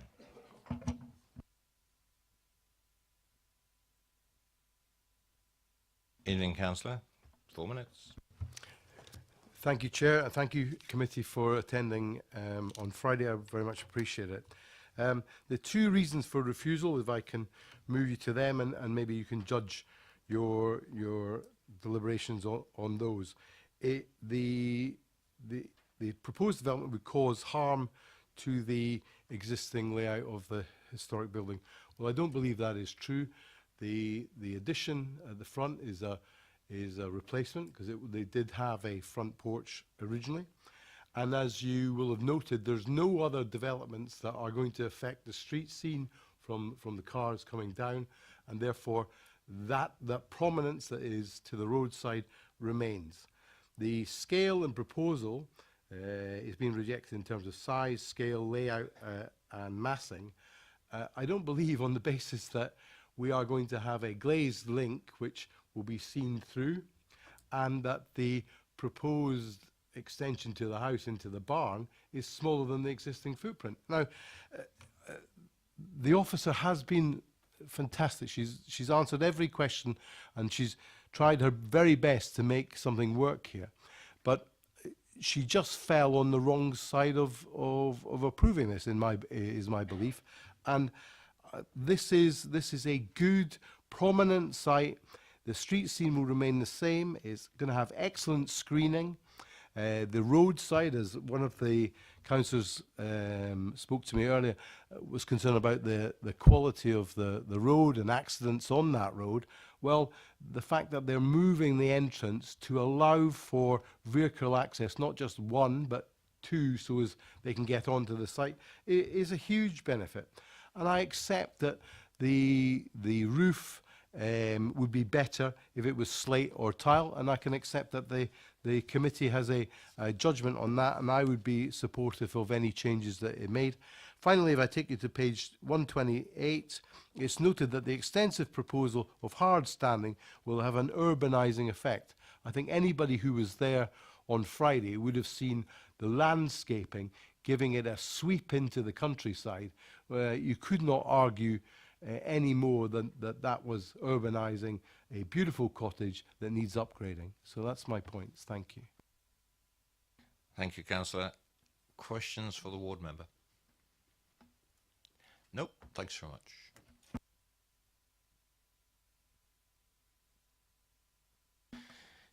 Debate, and just generally the debates, you can cover both aspects of this application, but we will be deciding each one on its own merits at the end of the debate eventually when we come to deciding. Questions to officers first. Thank you, Councillor Westbrook. Councillor Potter. I just wanted to, I'm looking at the report that we have in front of us, and I'm looking at, I think, pages 127, 128 in particular. I just wanted to get clear in my mind what the analysis of the officer was in this regard, and I'm talking primarily about the link between the existing property and the new proposed living accommodation. At the top of page 128, the sentence is the fact that there would be no separation between the proposed works and the existing property increases that impact, and that's the impact on the listed building. Presumably officers are not suggesting that there should be no link between these buildings. It seems to me, if I may say it, if we accept the proposition that this is additional living accommodation, and that's the proposal before us, obviously, we would need a link between those two buildings to make that workable, to make it habitable. It would be illogical for anything else to take place. I mean, I have my own views about the link, and subjectively I don't find that offensive in any way, but I mean, it just seems to me that there is this commentary about this link between the two buildings, which is critical, really. But I just wanted to get to the understanding on this, if I might. I mean, is it accepted in principle that if you do something with the existing barn to turn it into living accommodation, you would need to link that to the existing listed building? Is that an acceptable point?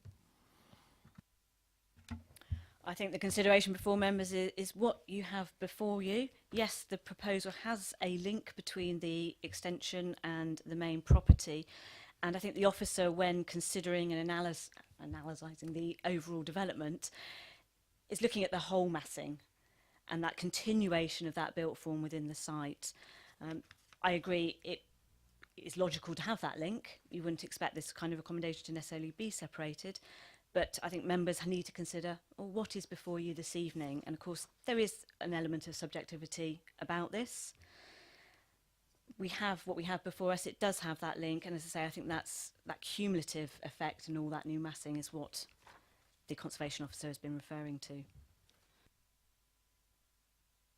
Could I also ask, just for advice really, and I'm not trying to be clever on this really, but the analysis that's made in the reason for refusal talks about, in terms of the proposed development, would cause considerable but less than substantial harm to the setting of the Grade 2 listed building on a linear scale. Now, you know, we're working along this imaginary line.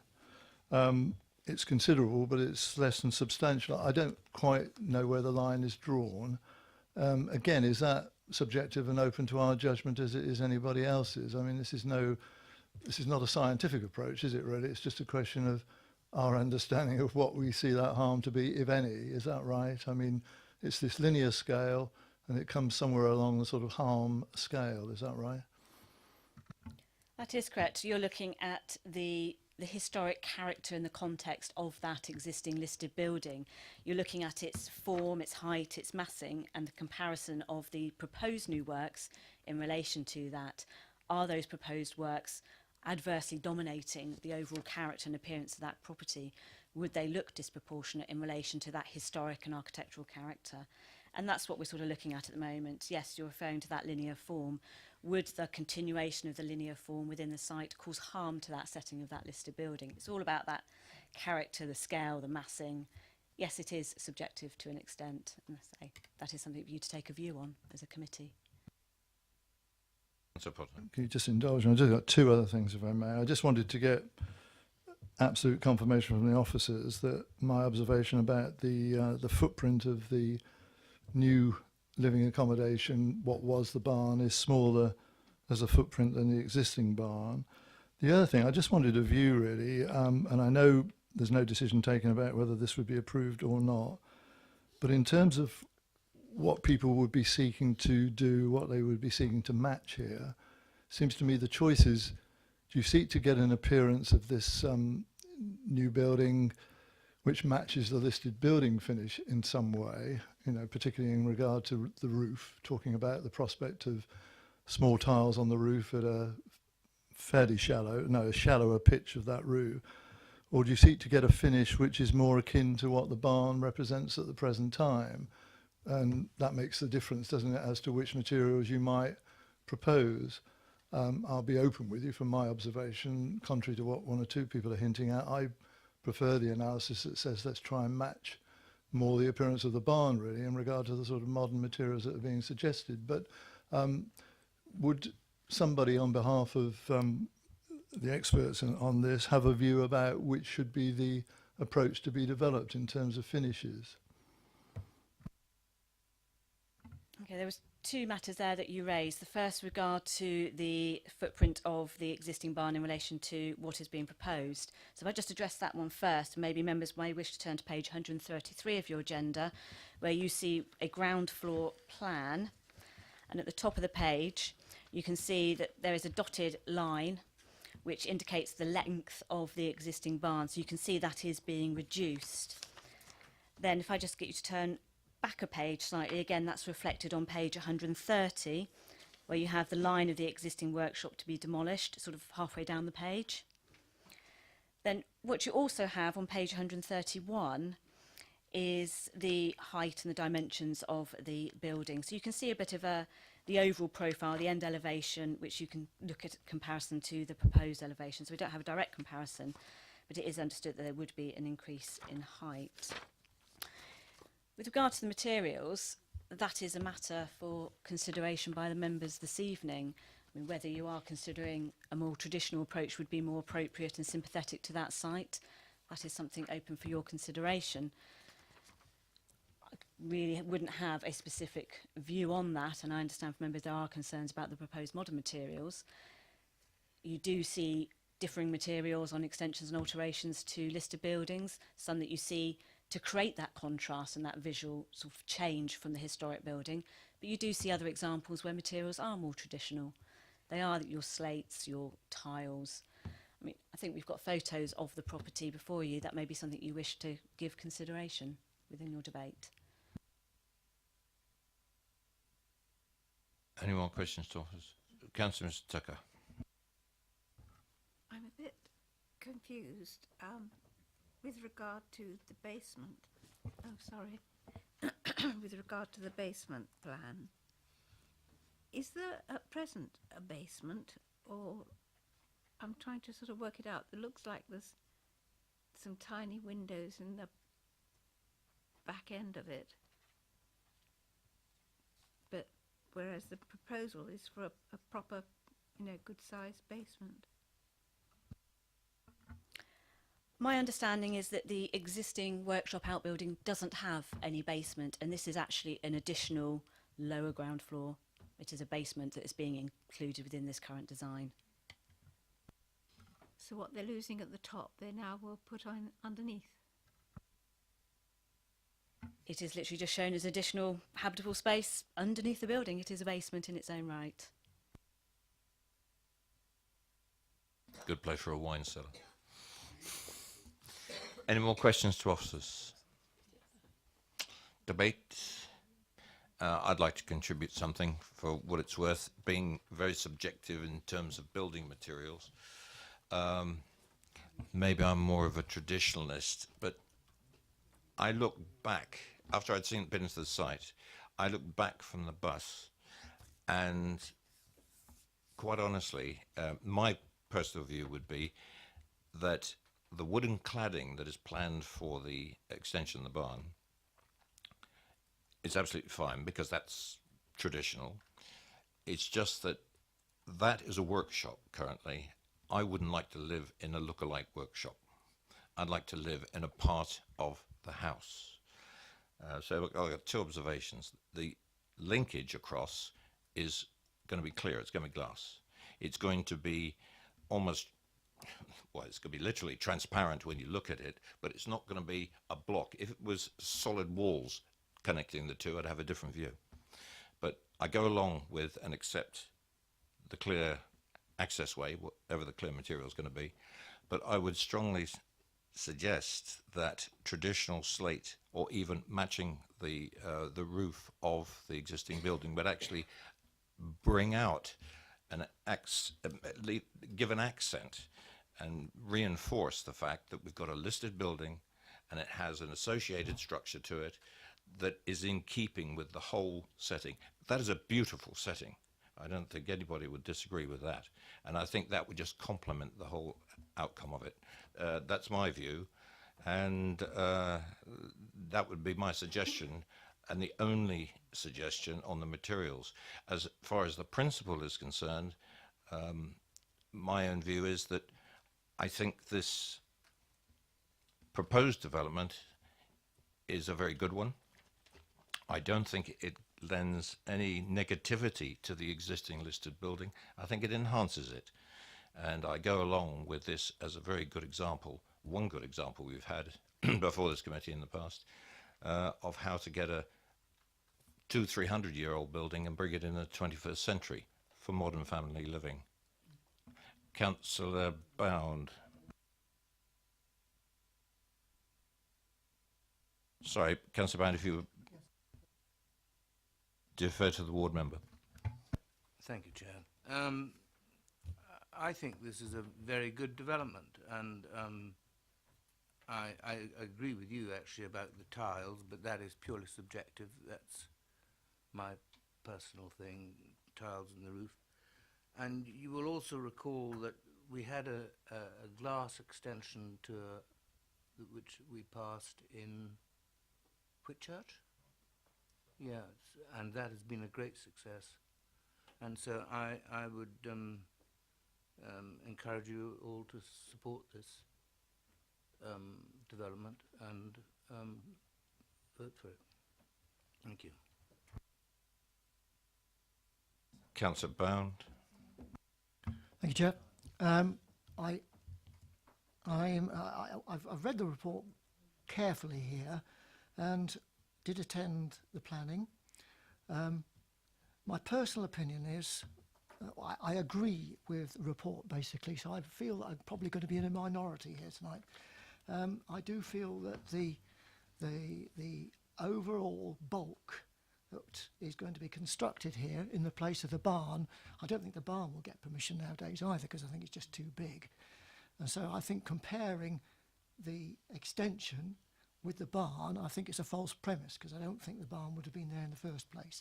However, that notwithstanding that, I do feel that the extension is too big, and bearing in mind that there has been such a lot of discussion between the parties and the conservation officer and the planning officers, and it's still too big in terms of the officer thinking, I'm in agreement with what the officers are saying.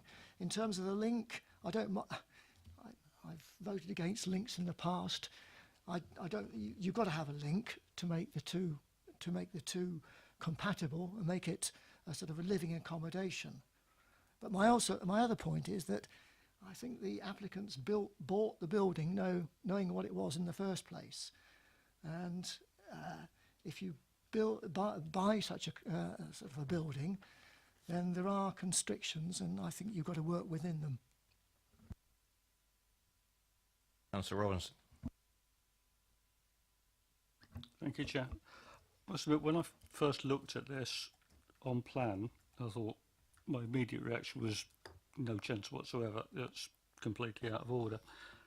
When I went out and looked at it on the ground, I changed my mind, because the barn is there. If it was new, if we were talking new build, I would be voting against it. But we're not talking new build. We're talking about replacing a very ugly structure that isn't compatible with modern day living. So I think the arguments for massing and overbearing are not valid in this case. I live in a very old property, somewhat older than this one, and I have extended it. It took me a lot of grief as well. And the phrase that was put to me by a listed building officer then with materials was that the materials used should be identifiable from, but in keeping with, the original structure. And we've got a proposed timber-clad building that's clearly identifiable from the brick-built cottage, and it's in keeping with. The roof material that's proposed, I think, completely destroys the setting of a listed building, and on that basis should be refused. I've mixed slate on the new build with tile on the old part, and it worked very well, so I would actually recommend that we put slate on this. As for the glazed link, I was on the parish council in Sherfield when the mill house there got extended and the two buildings, the mill and the miller's cottage, were joined together, and they proposed a glazed link. I voted against it at the time because I thought it would look awful. I was actually wrong. It worked incredibly well. So all in all, I think would be happy to, in fact I am happy to propose this for approval, subject to a change of material to a natural material. I would recommend slate. I don't know what other people feel, and possibly the possibility of getting rid of aluminium window frames and putting hardwood ones in. I think that would be still identifiable from your original structure. The glazed link makes it identifiable, but it's much more in keeping with the setting of a listed building. And on that basis, I'm happy to propose it for approval. Thank you. And Councillor Potter. I mean, I'll be happy to support what Councillor Robinson has proposed, albeit I was relaxed about the original proposed finish to the to this new extension, because I could see what was intended really in terms of matching with, you know, the barn structure as it was, but I certainly wouldn't lose any sleep about it being a slated finish, and it sounds like the applicants wouldn't either. I know what Councillor Bam means about people take these buildings on knowing the limitations of them, but I don't know quite where that gets us in terms of the well-being of listed buildings in the future. I like to see them bought and developed by young people with young families and a growing family. I mean, all of us can muse about the benefits of listed buildings, but they're not museum pieces, and nobody's going to buy them and preserve them in that way. What they want to do is to make them usable in the 21st century. And the only way you're going to make this listed building usable for an expanding family is to find some form of extension. And this is the ideal opportunity, it seems to me. I don't have an issue with the link, as I've said previously, and I think that's it's a good link between the two, and it will look aesthetically pleasing. And on that basis, I mean, I'm very happy to support Councillor Robinson's proposal. Thank you. Councillor Westbrook. Most of it's been said, Chairman. Thank you. Thank you for that. Anybody else for debate? Been proposed and seconded for approval. Subject to slate roof. Subject to windows and the suggestion of a slate roof. Second? Well, I'll qualify that with officers under whatever conditions are put forward. But let's get the principle. Now, this would be on item number 3. Councillor Westbrook? Yeah, I would suggest you go back to the person that did the pre-app advice. And personally, I think they got it not far off. And they know the area probably better than we do, and the buildings. Sorry, I'm not with you.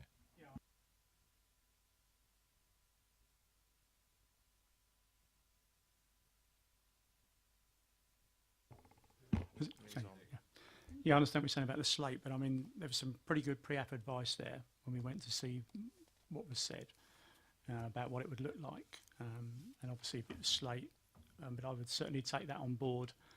Obviously, as a committee, we've got some good ideas, but I would still think, the conservation officer as well would be worth speaking to in relation to the Heritage Building.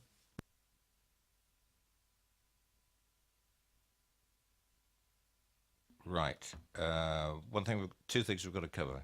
Reasons for approval, which is essentially turning around the 2 reasons for refusal into the positive, if I can summarize it that way. And could we make a suggestion, could we have an informative on the roof materials to be natural, either slate or tile? 2 reasons. Sorry, Chair. I would prefer to say slate. 2 reasons. One, it's clearly identifiable from the tile that's on the cottage. Secondly, you can get a lower roof pitch on slate, which keeps the roof pitch low.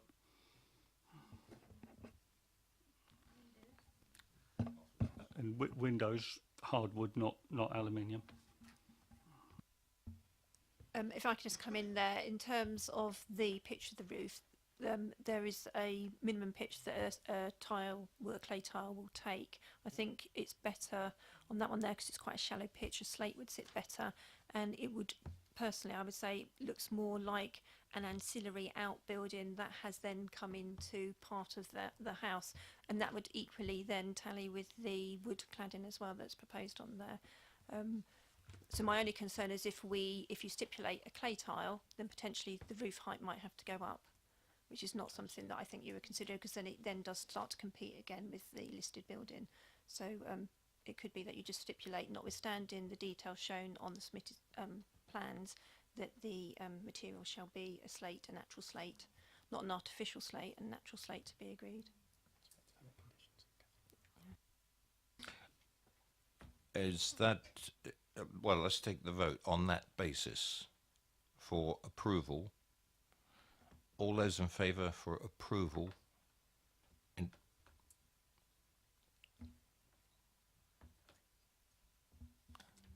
That's carried. Now, let's sort out these conditions.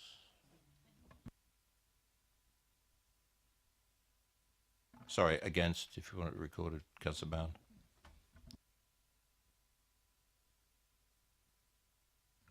So just looking at conditions for the planning application only to start with. So in addition to the suggestion or the suggested condition before you about the roof materials, I'd also suggest that we have conditions securing that the plans be carried out in accordance, the development be carried out in accordance with the approved plans, those that have been submitted with the application, that the development shall be begun before the expiration of 3 years from the date of permission. So your standard conditions here.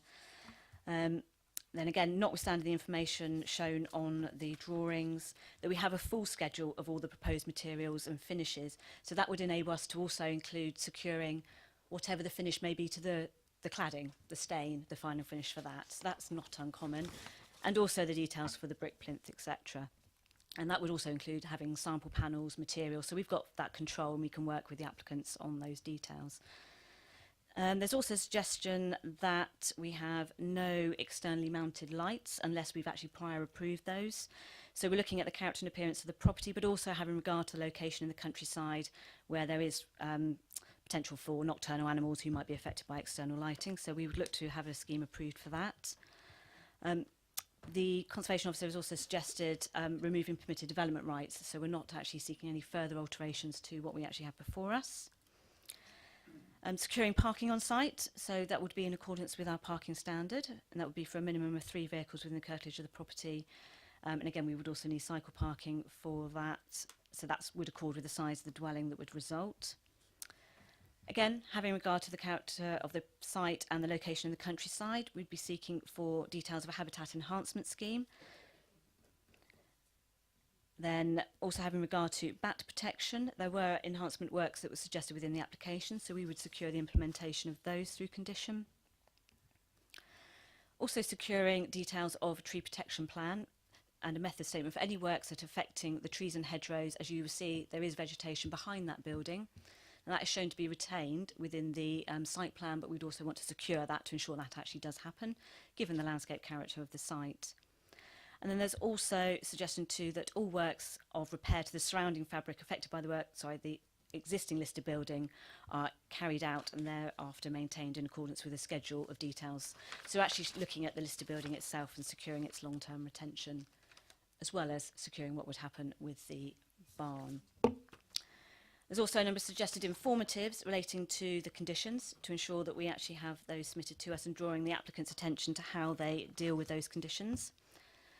A standard informative about how we have offered pre-applicable advice and we've dealt with the application in a positive, proactive manner in accordance with the MPPF. An advisory that if any works give rise to sort of sightings of bats or any signs that bats may be on site, then the applicant would be advised that all works should stop and advice should be sought from Natural England. Another advisory relating to protected species, just drawing the attention of the applicant to the legislation that they also need to work under that protects species, such as the Wildlife and Countryside Act. Advice relating to the external lighting scheme, so any external lighting scheme that comes forward for our approval should have regard to guidance given by the Bat Conservation Trust. Also with regard to tree protection, drawing the applicant's attention to the British standard, that any tree protection scheme would need to be in accordance with that standard. And then also advising the applicant that the planning permission needs to be read in conjunction with the listed building consent. I think that satisfies everything for the planning permission. That's what I was going to ask.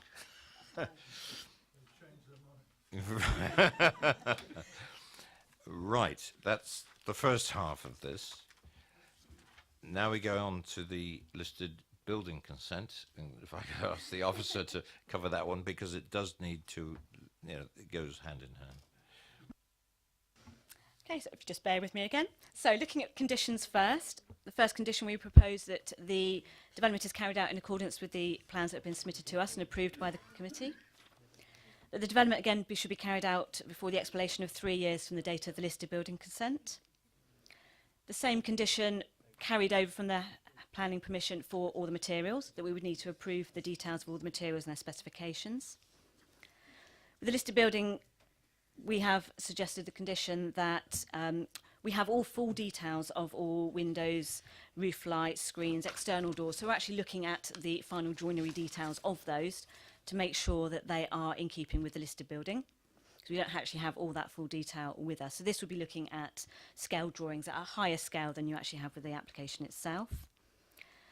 There's a recommendation, or sorry, a suggested condition that we have full details of the installation of any new services that would be visible to the external part of the building, so then we can control actually how they tie in with the listed building and its overall character and appearance. So this includes things like rainwater goods, your service boxes, all those little things that could detract from that overall character and appearance and the historic interest in the listed building.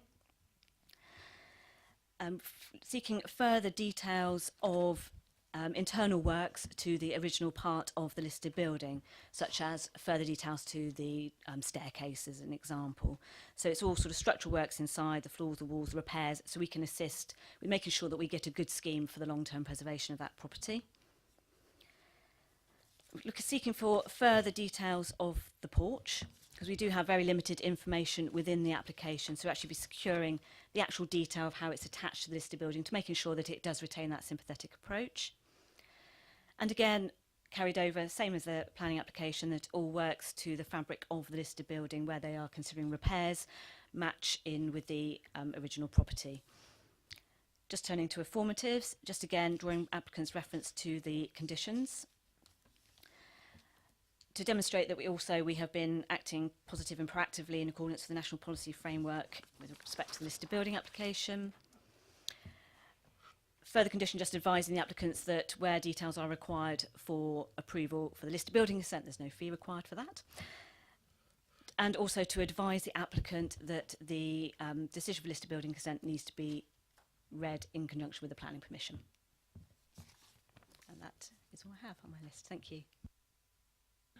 I would like to move from the chair for approval for the listed building consent. Do I have a seconder? Councillor Ms. Court. All those in favour of the listed building consent?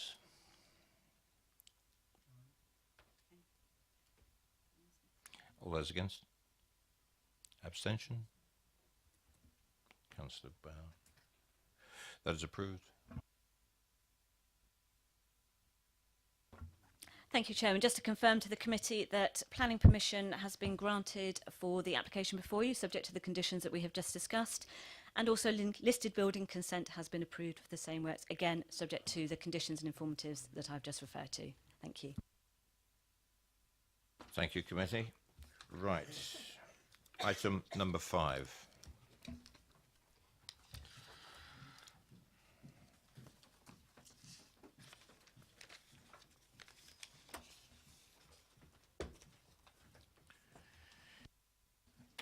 We have no speakers to this application. I believe I'm right. Item number 5. Sorry, it's, Mr. Janaway. I do beg your pardon. I'm jumping ahead of myself because we have another one of these later on. If you'd just like to take a seat while we introduce it. Officers.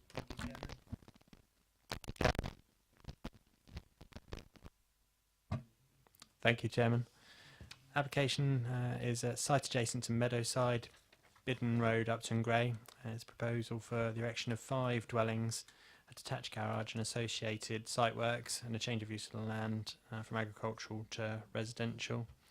There is a brief update that confirms the support of Councillor Raffel and also clarifies that the Highways advice is that standing advice applies for this application and is as summarised within the agenda paper. Thank you, Chairman. Mr. Janaway, you have 4 minutes if you need it. Good evening, Chairman, ladies and gentlemen. I'm Rob Janaway, and thank you for giving me this opportunity. As a family, we farmed in Upton Gray for 100 years now, or 100 years next year, and feel very much part of the village. And as a result, we'd like to build 5 primarily bungalows, which we'd like to keep in the rental market, definitely for the foreseeable future. And ideally, my father is a man of nearly 70, and a lot of his friends are getting to an age they'd like to downsize into smaller bungalows. So all of these are with bedrooms downstairs with full wheelchair access throughout. The application has got sort of primarily support from the village with a few objections. The majority of these objections are really to do with the foul water drainage. Because the current system can't take any more. So we've proposed that we will put in a sewage treatment plant on the site to get rid of the foul water. Okay, I'm happy to take any questions. Thank you for that. Any questions for the applicant? No? Thanks very much. Questions to officers? Members? No questions? Certainly. Rob. Greg. Just really wanted to pick up something the speaker said there in terms of the application proposing a packaged sewage treatment plant. That's not actually what the application had proposed on the application forms. It was actually proposed to be connected to mains drainage, and that's what the proposal is for. If there obviously become later problems with that and an application wants to be made for packaged sewage treatment plant, then an application can be made and duly considered, but it's not part of the proposal before us. Thank you for that. Councillor Potter. I was only going to be reminded, I mean, in terms of what we approved fairly recently, I think this is broadly similar, isn't it? Just reduced by 1 unit, is that right? Is that the differences? I know there's some elevational changes and perhaps, I guess, occupancy bits, but I mean, broadly it's the same type of layout provision that we looked at some time ago, isn't it? Yeah, broadly it's very similar. Previously it was for 5 units and now it's for 5 units. The layout's similar. There's a slight change in the mix of properties. Before it was 1 2-bed and 4 3-bed, and now it's 3 2-bed and 2 4-bed. So there's a slight change in that, but yeah, I think it's roughly along the lines of what was previously proposed and anticipated. And Councillor Robinson. Thank you, Chair. In view of the information that there are objections on drainage grounds, and the applicant said that he intends to put a sewage treatment plant in, can we make this subject to the fact that that does go ahead, that it doesn't connect into the main drains and it is subject to it having its own sewage treatment plant?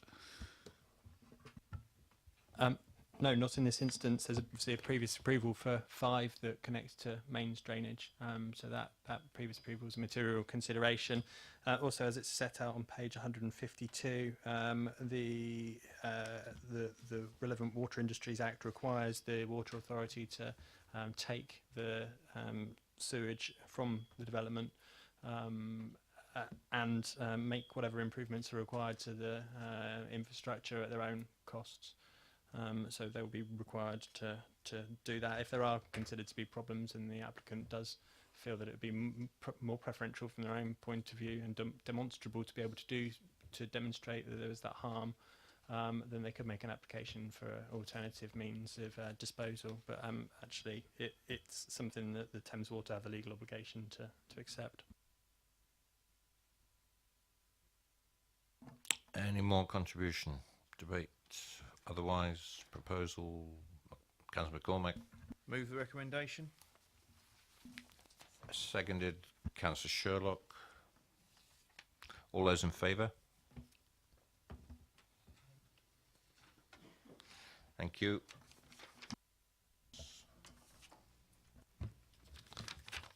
Thank you, Chairman. Just to confirm that that application is approved in accordance with the officer recommendation included within the agenda paper. Thank you, Chairman.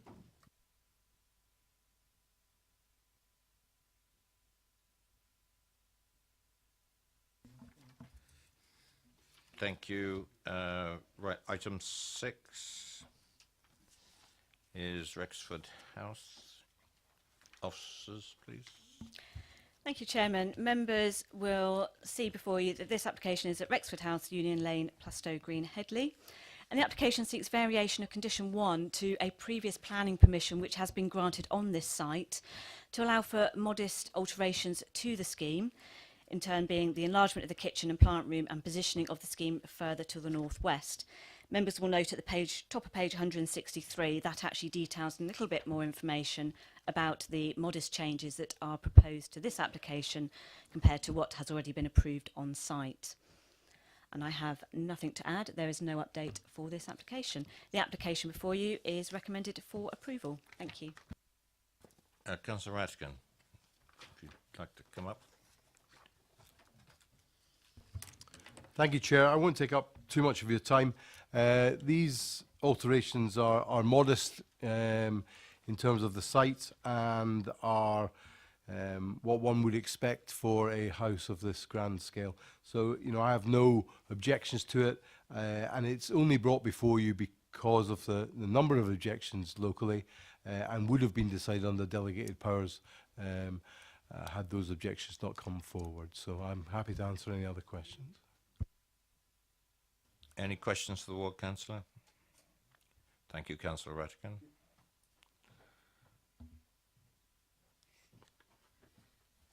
Questions to officers? None. I'll invite the other Ward Councillor, Councillor Sherlock, to make any comments. Thank you, Chair.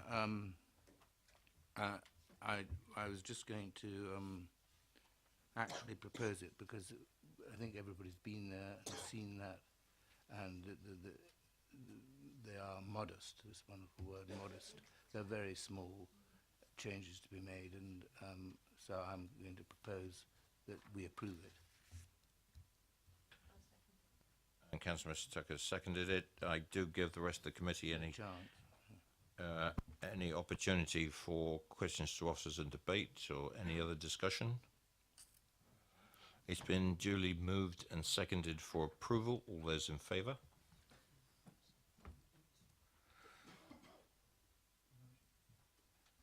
That is approved. Officers?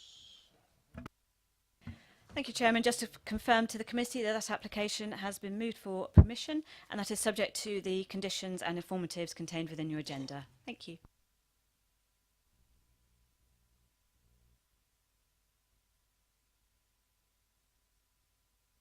Moving to item 7, could I ask Frank Dowling, Mr Lassiter and Mrs Redhead to come forward, please?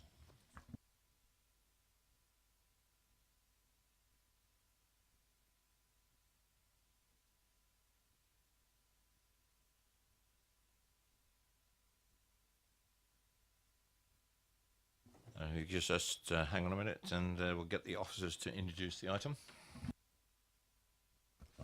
Thank you, Chairman. It's an application at Woodlands Park Farm, Ram Alley, Ashford Hill, and the proposal is for the erection of 5 dwellings comprising 1 barn-style house, 3 converted stable dwellings, 1 single-storey small barn dwelling, and 4 bay cart shed. Demolition of existing equestrian buildings and removal of 2 mobile homes. The application is in outline form. Thank you, Chairman. Nothing further to add.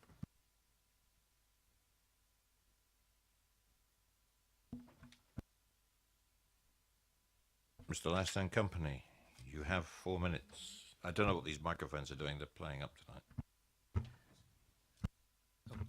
Thank you, Councillor. Members will recall the previous application was refused on the same 2 reasons as tonight's recommendation: the isolated nature of the application site and landscape and visual impact considerations. At the previous meeting, officers advised that the issues were finely balanced and the vote was close, so it's disappointing that the acknowledged significant improvements to the scheme have not tipped the balance in my client's favour, particularly bearing in mind the amended application could be considered under policy SS5, as we've gone from 5 neighbour objections and 1 comment to 1 comment and no objections. Furthermore, the Parish Council has again raised no objections. With regard to the isolated location, I acknowledge that the site has not moved, but it still is within a kilometre of the settlement boundary for Ashford Hill, and I remain of the view that the site is not isolated by the Council's own definition. As you heard last time, my client walked her daughter to the local primary school and used other local services such as the pub, post office, garage, church, etc., without having to rely on the private car. That application was considered in the early days of the local plan, since which time the Council has taken a much more flexible approach to what is considered isolated, for example in approving developments at Tunworth, West Heath and Whitway, to name but a few. The appeal decision I mentioned in relation to item 1 is also one of a number that indicate that appeal inspectors are also prepared to take a flexible approach to what is or is not isolated. I'll now hand over to Frank. Good evening, Chair, members, officers. Turning to the design and the landscape and visual impact considerations, Woodland Park Farm is a historic site. Originally called Ram Alley Farm, it comprised the farmhouse, a large barn, and a range of all the subsidiary agricultural buildings normally associated with a traditional farm complex. Traditional buildings still front onto Ram Alley, including the farmhouse, which is not mentioned in the report, but it's a locally listed early 19th century building. Next to it, a brick and tile store, and then a range of traditional stables, and finally the stable cottage, which has now been extended.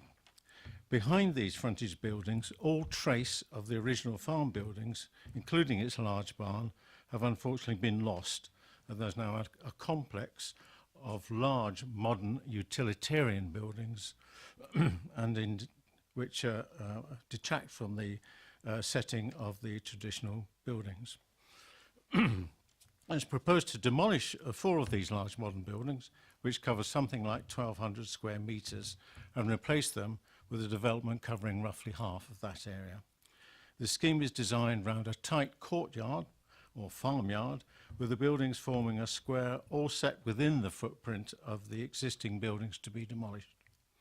The new buildings are unashamedly designed to reflect the original agricultural appearance of the site, with the dwellings in the form of a large barn, a range of stables, a small barn, and cart sheds for parking. You have just under a minute. Thank you. The traditional form of each building and the palette of external materials, i.e. brick plinths, boarded walls, plain clay tiled roofs, and some oak framing, are all designed to ensure that the new buildings would be in keeping with the remaining historic buildings. We've worked closely on the design with the case officer, taken on board constructive suggestions being made. The officer's report considers that the illustrative design is a significant improvement on the previous scheme. We believe that the new buildings would appear in the landscape as a group of converted traditional agricultural buildings, and certainly fit more comfortably into the landscape than the present large, unattractive utilitarian buildings that they would replace. Thank you. Thank you very much. Members, questions for the applicant? No. Councillor Potter. Just to get the 2 experts to remind me, what do you say are the substantial changes you've made since the submission of the last scheme? In your own words, how do you see that you've amended what we had before us a little while ago?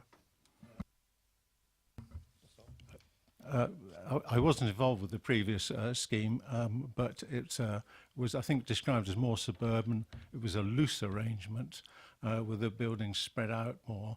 We've deliberately, with the submitted layout now, got a very tight square farmyard. Could we see that? There. So it's very plain in the centre, one semi-mature tree as a focal point, and all the buildings centred around it.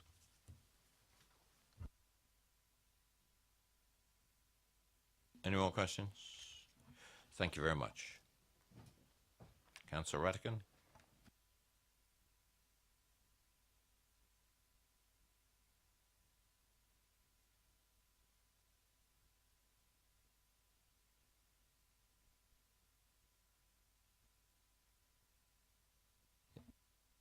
I think we need to give him a revolving chair.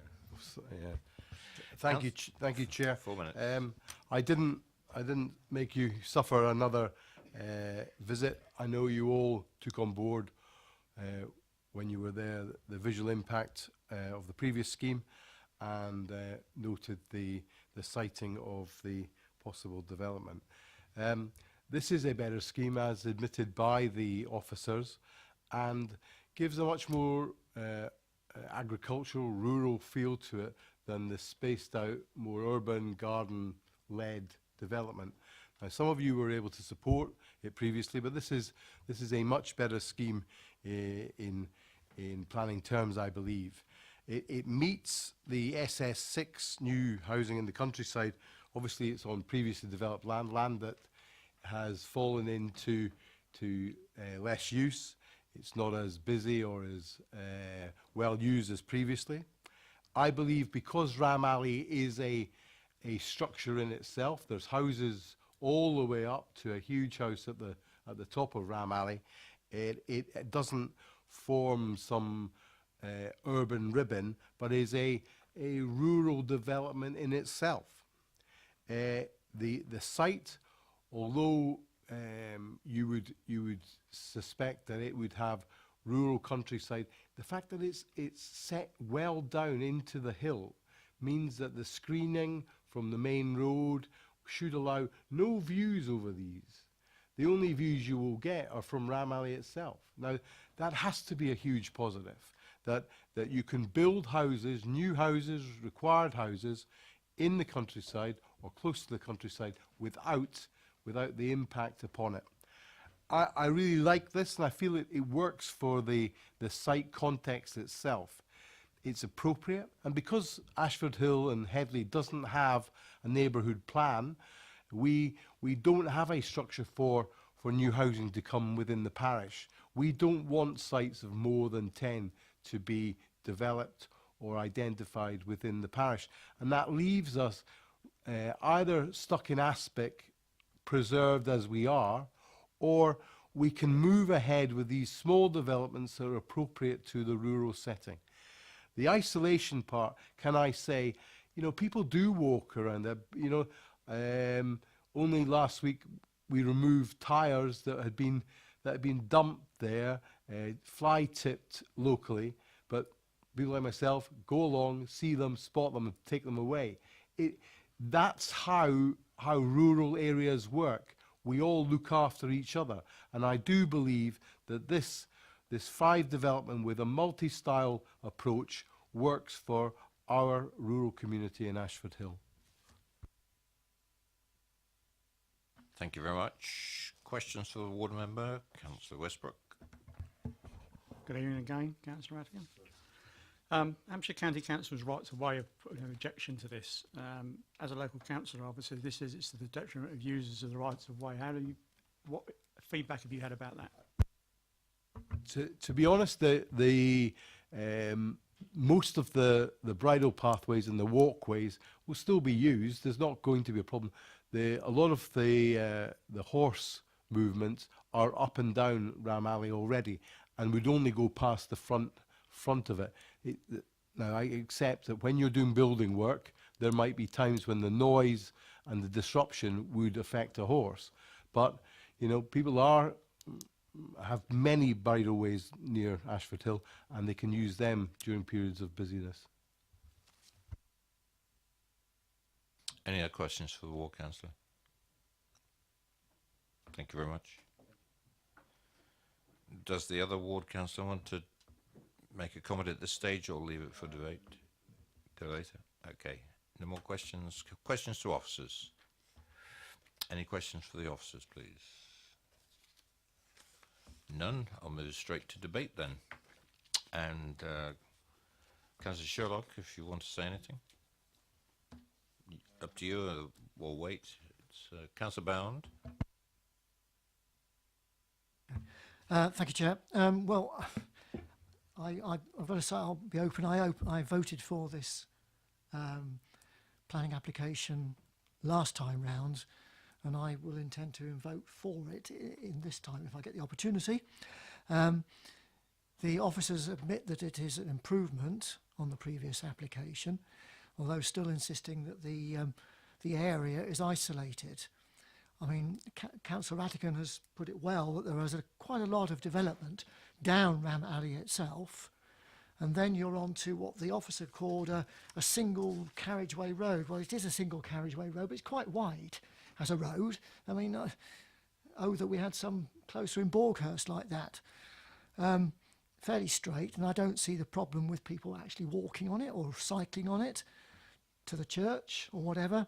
Down to the ship in one way, or I must say I wouldn't be particularly wanting to cycle or walk to the shop in Headley, particularly past the development that we had earlier on those nasty bends. But I think the isolated aspect of it is not particularly prominent in my mind, and I don't think it's going to have a particularly adverse effect on the rural character of the area. It is fairly well set down, and although it will be seen from Ram Alley, it also, as I remember it, was quite well screened. So I really think in the opposite of what the officers have said, but I'll leave it for debate. Thank you. Anyone else? Councillor Mrs. Tucker. You've moved me. Can we just look at that picture there? The picture before showed the track beautifully covered. There you go, all mended and everything, especially for our last visit. And that's what it would normally look like when it's used a lot. So she who lives in a rural area knows what actually happens in rural areas. But coming back to the reasons for refusal last time, I haven't changed my mind. The one thing that I do like better is the organisation and suggested buildings that have been designed for this time. I do think they're very nice, but it doesn't change the actual reason for refusal. It's contrary to policy, so I would move that it be refused, Mr. Chairman. Do I have a second of that? Okay, we'll move on. We've had a proposer, but not a seconder at the moment. Any more for debate? Do I have any other proposal? Councillor Bound. Then I'll move it for approval, Chair. Do I have a seconder for approval? Councillor Goodison. I do not have a seconder for refusal of the officer recommendation. I have proposed and seconded for approval. Could I have the reasons for approval, please?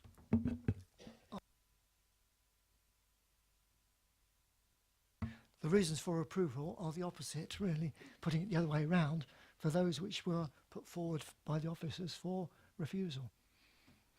I do, in that, I don't believe that it's an isolated, I don't think it's an unsustainable or isolated location.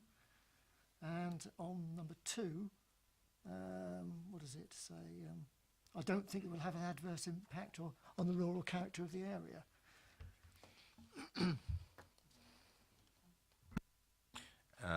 Councillor Sherlock, do you want to interject with anything? Any comments at the moment?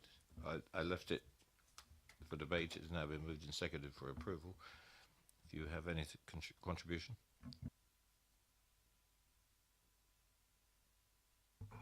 I find this a really difficult one. It's out with the policy boundary. It's a random development. It's urbanising the countryside, but I accept that it will be well hidden, providing they keep the height of the buildings down. And Ram Alley will have to be tarmacked or something, because the road won't be able to take that amount of traffic without being properly metalled, I don't think. But that's by the by. I will support it for approval. The officers would like to make a contribution. It's just really, first of all, noting the reason for approval that was suggested by Councillor Bound.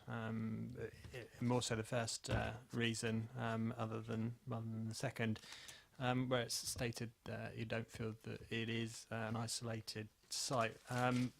The application was actually heard by committee previously in January this year, and it was the committee's resolution to find that the site was isolated. So I think if members are of the opinion that the development is now acceptable in a revised form, then having a reason for approval that it isn't now isolated isn't something that could be squared with the previous reason for refusal. That's not to say that members couldn't find that for other reasons that the development was acceptable, and notwithstanding the isolated location, they found that it was otherwise acceptable scheme and had enough benefits that outweighed the harms to recommend permission. That's in the member's gift. Just picking up on that second reason for refusal that was there.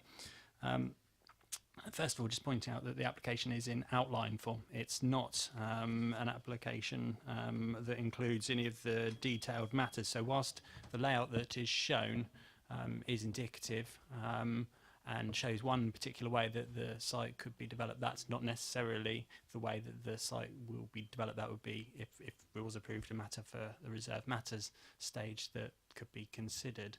And if members did find that that was an acceptable scheme, then I think you'd have to be quite careful in terms of any conditions that were put on to make sure that you actually controlled carefully what it was that you were seeking to require. Just in terms of the improvement to the scheme, that is acknowledged by the officer within the report, and indicatively, again, it is an outline application, so that is what's shown indicatively. The design or the layout is an improvement internally within the scheme in terms of its design. It's page 183, I think the officers summarised it pretty well. It just says it is considered the insertion of a cluster of residential development together with domestic paraphernalia in this location would be harmful to the landscape character and visual amenity. So it's more introducing the residential form and the paraphernalia to a rural area that is harmful, rather than the individual design of the scheme that could be acceptable there or elsewhere.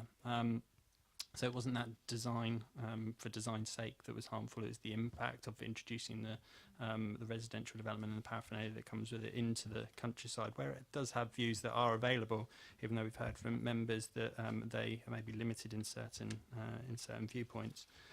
So I think that really just summarises the kind of the officer view on the application.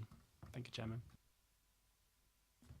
Councillor Bound, I have to ask you to disregard any information you've got passed by Councillor Radican.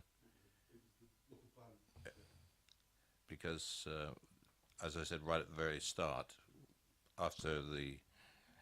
that's all I'm going to say, is that if it was the documents of the local plan, okay. But, yeah, okay.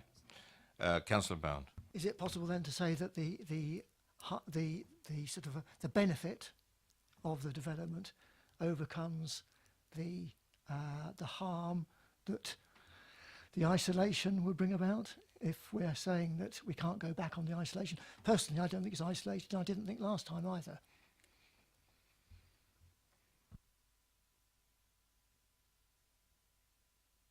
It's also on previously developed land, is it not?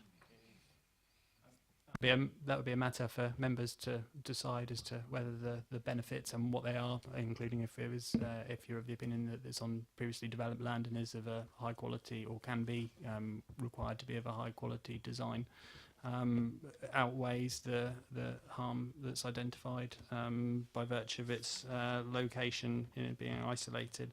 And members may wish to also look at the definition of isolated in terms of the distance, and may wish to note how far it is away from the distance that is acceptable as well. Councillor Potter.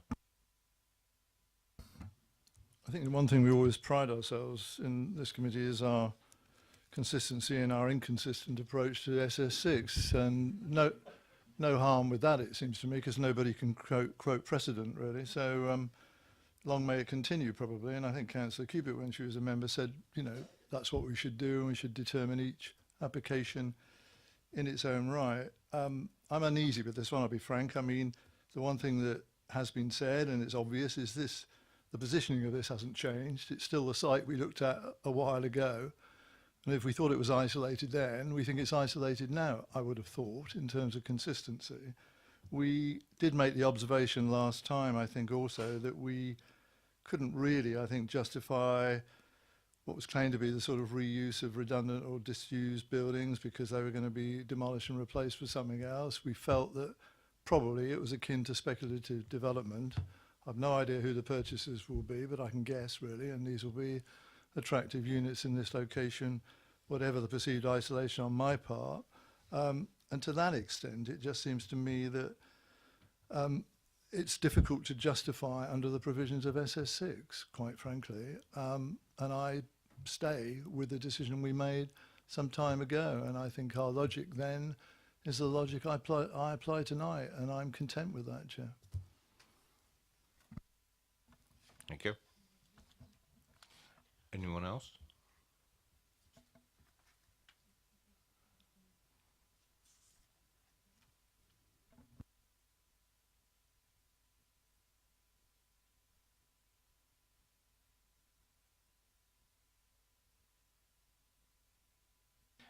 We need, Councillor Bound, a revised reason for approval. It has to come from the proposer. The advice just given to you by the officers. In terms of its isolation, are we talking about? So in terms of the reason for approval overall, obviously I gave you the advice about the isolated element, but then also kind of expanded that on to, well, members are open to weigh the positives and the negatives as well. But that was the advice that I gave to you rather than you giving us a reason for approval along those lines.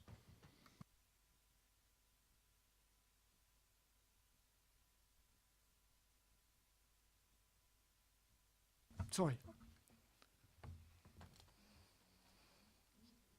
Say it again, Mike, sorry. Did you get that? Sorry. Say again. Leave it on, you're on now. Right. It satisfies SS6A in that it's on previously developed land. Yeah, the SS6A has the several criteria, obviously, and one of those is that the development shouldn't result in an isolated form of development, so it doesn't meet that element of the criteria, and that the committee have previously decided that. So there's no reason to not acknowledge that members feel that the proposal would meet the other criteria of SS6A, but I don't want to put words in the committee's mouth as to why otherwise they may feel that what the benefits of the scheme are that are sufficient not to follow that particular isolated element. My view is that it's not an isolated development, notwithstanding what the committee voted before, and I also believe that the benefits of the scheme would... No, I'll just leave it there.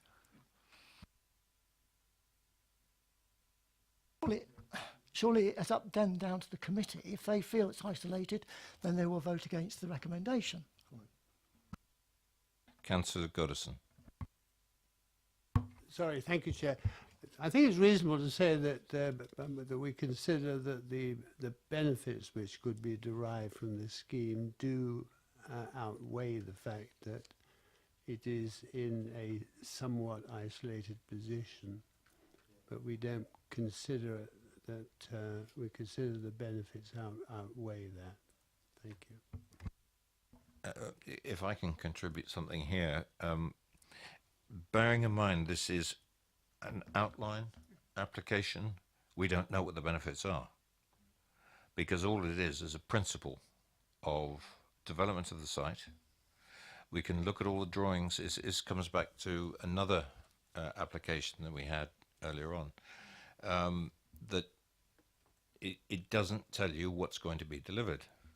It's an outline principle. That's what outline, we all know what outline applications are all about.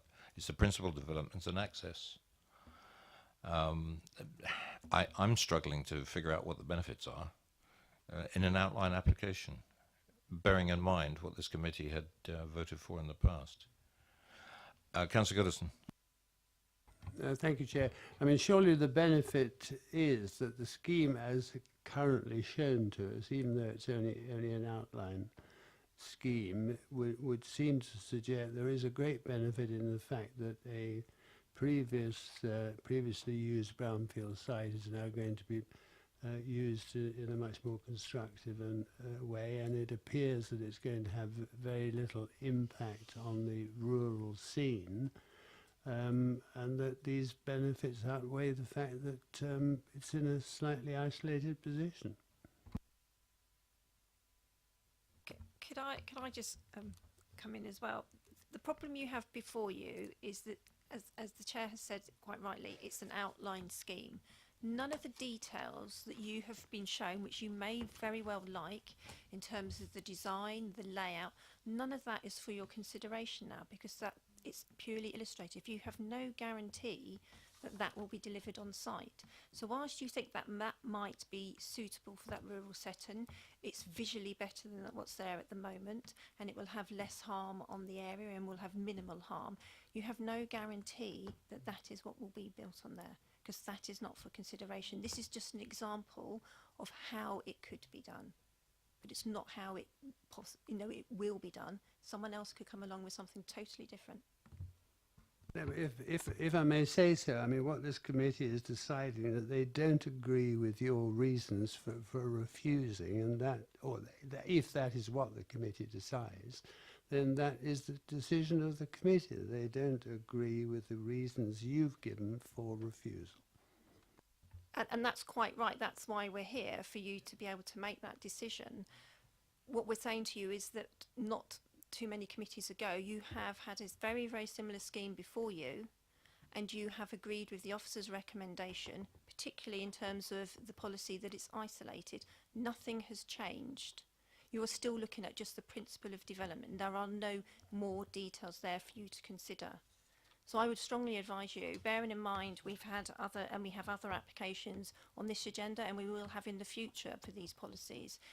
For consistency, you have to be able to justify how you will overcome that previous reason for refusal that you as a committee have endorsed. What is so different now with the proposals, particularly when all that you have before you is an outline with a principle for the number of dwellings and an access? Councillor Potter. Well, like I said originally, partly facetiously, I know, I mean, we pride ourselves on our inconsistency, and albeit I will vote against what Councillor Bound is proposing, he is entitled, with a seconder, to put forward the proposition that satisfies SS6A, and whether we agree or disagree with that will show up in the vote. Simply, he believes SS6A is satisfied and the criteria that are contained in that can be met, and he puts that forward as a proposition.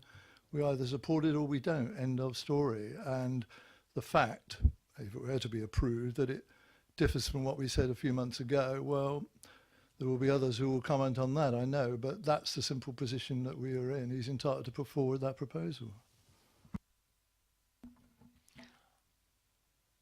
Councillor Bound, but I would like this to go to the vote if you can get a seconder.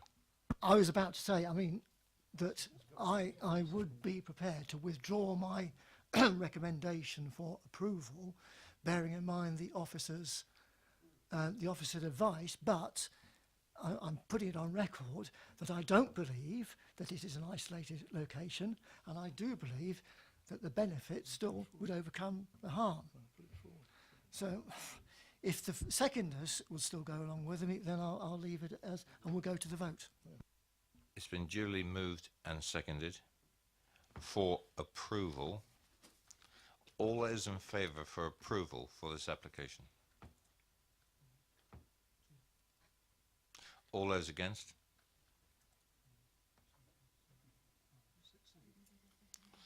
That motion is lost.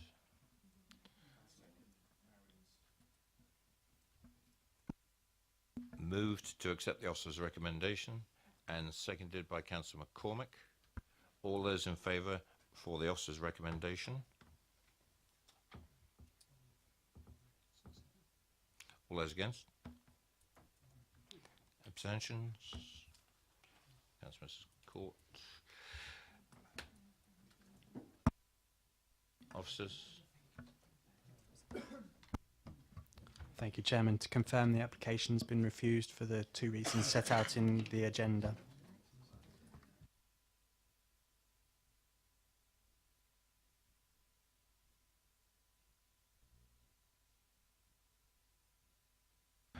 Item number 8, Crockford Cottage. I know. And Mr. Lasseter, please, with Mrs. Williams.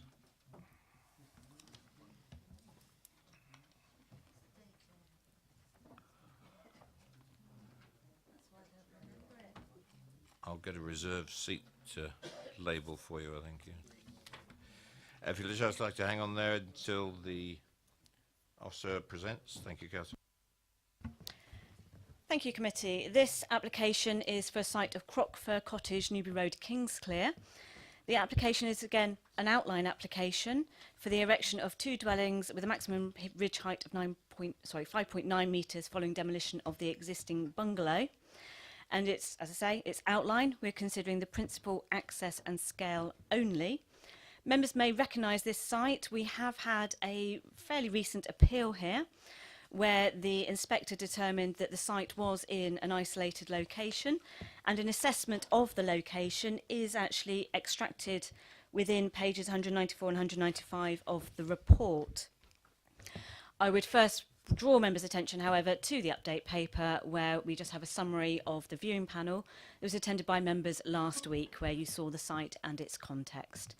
The application is recommended for refusal for the 2 reasons before you, again, in the agenda. Thank you. Mr. Lester and Mr. Williams, you have 4 minutes in total. Thank you, Councillor. As I pointed out to the viewing panel on Friday, this is an outline application with only access and scale to be considered at this time. It's similar to a 2015 application that was refused prior to the adoption of the local plan. In 2015, the indicative plans then showed 2 large executive-style houses, but permission was refused only due to conflict with policy D6. It was not refused on the grounds of adverse landscape or visual impact. The application was dismissed on appeal, and again the inspector did not identify landscape harm as an issue of concern. It was dismissed because the inspector considered the site to be isolated, and there was no evidence of a locally agreed need, contrary to SS6E, which by then had been adopted. Given that the indicative plans now show that 2 modest single-storey dwellings could be accommodated on the site, it is very surprising that your officers should now allege landscape and visual harm in relation to the current proposal. I therefore ask you to agree with me that the landscape officer's objection should not be given weight in the balance of considerations. In any case, the proposed refusal reason makes no sense, because this is an outline application, so the matters complained of are not up for consideration. Another material consideration is that when the last application was determined, the site was regarded as a greenfield site. But in the light of a subsequent High Court judgment, it now falls within the definition of previously developed or brownfield land. That is particularly significant because it means in the new local plan, the application will be considered under SS6A rather than SS6E, so there's no requirement to prove a locally agreed need. SS6A has 3 criteria. 2 and 3 refer to visual matters, and for reasons previously addressed, I believe there is no conflict. As acknowledged in the 2015 submission, matters that might impact on landscape character can be addressed at the reserve matters stage. That leaves the first criterion, whether or not the site is isolated. That was not a criterion when the 2015 application was determined. That's not part of D6, but it was a factor when the appeal was considered. However, the appeal decision predated the High Court judgment, so when the inspector's decision was issued, it was on the basis of development of a greenfield site. That surely would have influenced the inspector's assessment of the overall planning balance. Nevertheless, the inspector did express the opinion that the site is isolated, and the appeal was dismissed. Your officers quote several sections of the appeal decision, but you might reasonably agree with me that the inspector did not give sufficient weight to the proximity of employment and other services, or to the very good bus service on the A339 used by my clients and their children for the last 7 years. As I pointed out in relation to earlier items tonight, in the last 17 months since the adoption of the local plan, the Council's interpretation of isolated has been flexible and quite different to that applied by the appeal inspector. There are many examples, and I mentioned 3 in connection with the previous item tonight, none of which benefit from a bus service or employment opportunities on the doorstep. 1 minute. Thank you. It's also significant that in the Ballsbridge decision that was reported on the update paper, the appeal inspector disagreed with your officer's assessment that that site was isolated and said it clearly wasn't. So to conclude, I believe the site is not isolated and that the balance of planning considerations has changed since the appeal was determined, such that permission should now be granted. Thank you. Thank you. Members, any questions for the applicant? Councillor Potter. Hello again. I mean, clearly we're going to be into the debate about the isolation of this site or not. Reflecting on the inspector's decision, when he or she made the decision on appeal that this was an isolated site, are you saying he or she wasn't aware of the site in context, i.e. the relevance, the relative distance to the industrial estate, the distance of the A339, the bus service? Are you saying that information wasn't available? No, she certainly saw what was available. She saw the bus route. She just made what I consider to be a perverse decision. That's out of kilter with a lot of decisions that you've made and a lot of decisions that other appeal inspectors have made.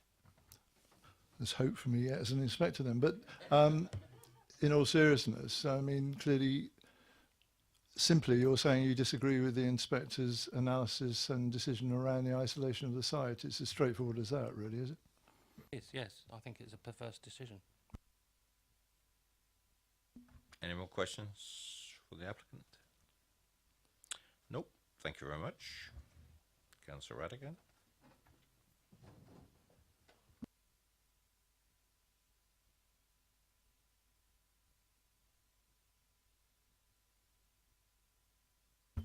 Thank you, Chair. Again, I brought this to committee basically because the isolation point, I think, is something that we need to nail down. If only nailing a jelly is possible to a wall. Although the inspector rejected the previous application on the basis of isolation, I don't think people realise that there are 300 job opportunities within that industrial park. Now, not every job is there, because a lot of Wiltshire fine foods go out in their cars and vans from that site. But I think that's quite a large employment opportunity. And this is an outline for a well set back, no landscape harm at all. They were all agreed.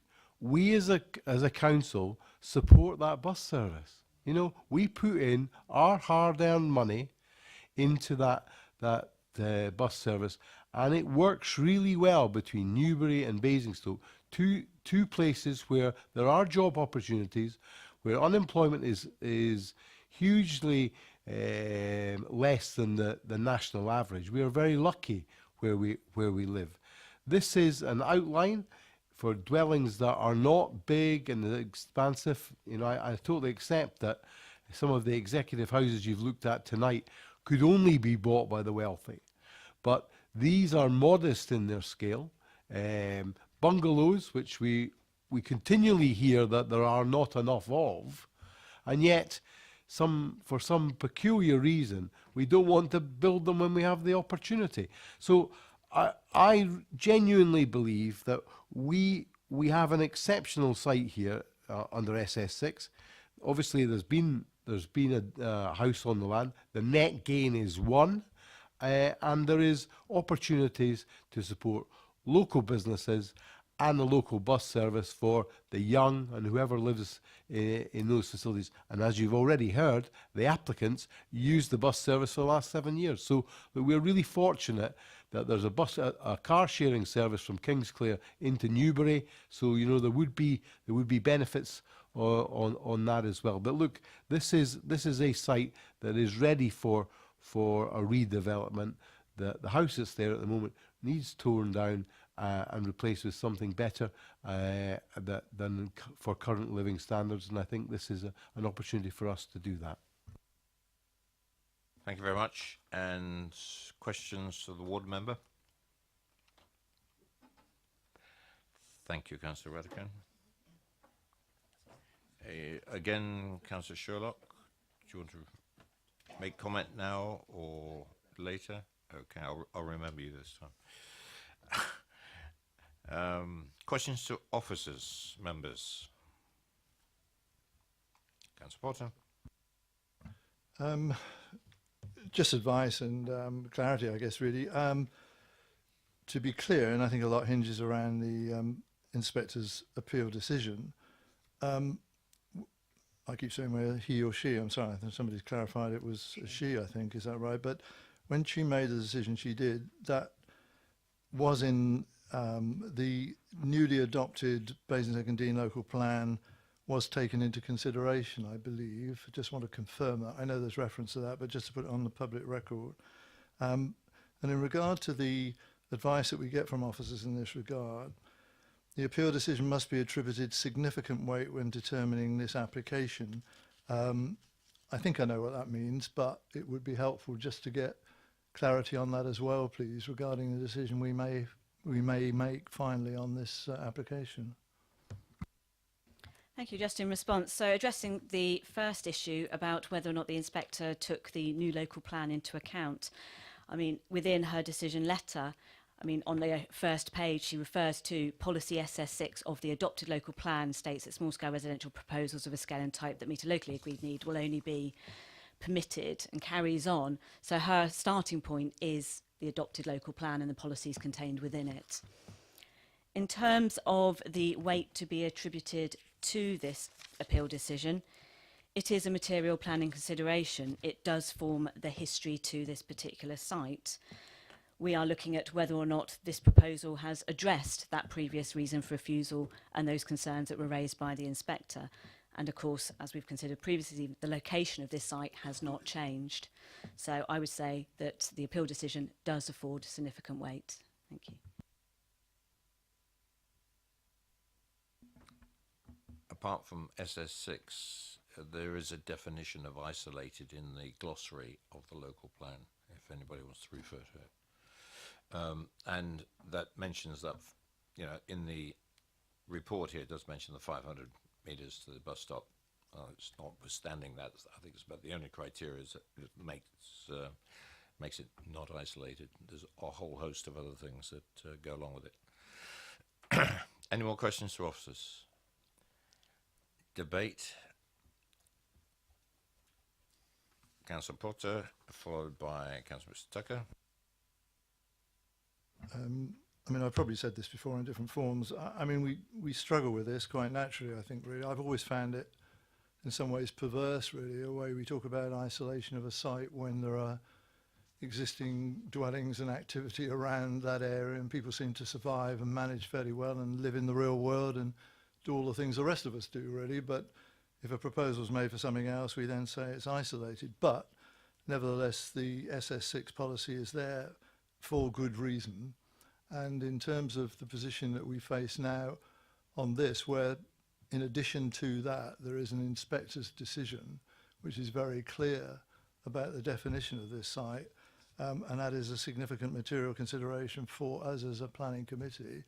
I genuinely believe we have no alternative, even if there's any inclination, but no alternative but to support the recommendation from the officers. And in due course, after your debate, I'd move that, Chair, but we must go with the officer's recommendation. Thank you. Councillor Mr. Tucker. Well, Councillor Potter said much of what I wanted to say, but I also want to add that, remind everybody that this is outline again, which is similar argument of their previous application, that we shouldn't take into account the fact that they've managed to squeeze 2 houses in there that look quite nice. We must forget that. This is outline only. Thank you for that. Any more debate? Councillor Potter's indicated with no more debate he'd support the officer's recommendation, and Councillor Mrs. Tucker seconds that. It's been moved. Anybody else? Don? Councillor Shaw? No? It's been moved and seconded to accept the officer's recommendation for refusal. All those in favour?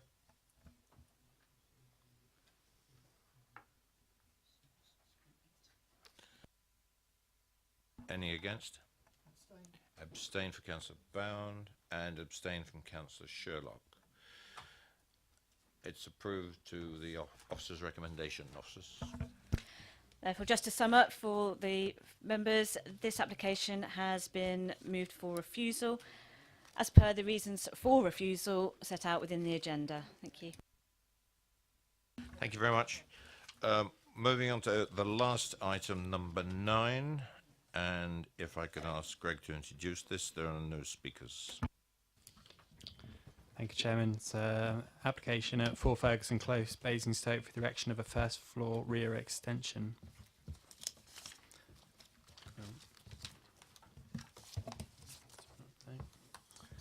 Just by way of clarification, on the third page, third paragraph, sorry, on page 204 indicates an additional, no additional windows are to be installed in the side elevation.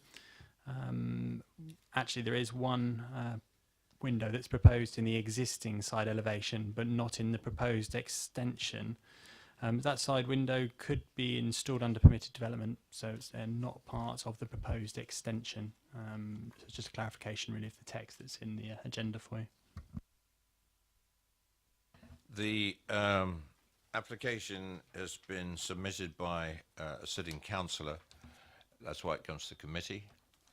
I move from the chair that the officer's recommendation for approval. Do I have a seconder? Councillor Mrs. Tucker. All those in favour?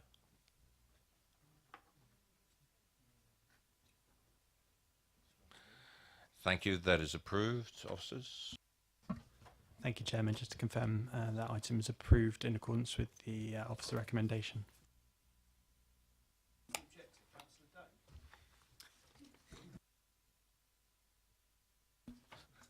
It would be interesting. Okay, thank you very much, committee. There are no other announcements this evening, and I think we can expect Mike to see us on the next committee. Let's hope so.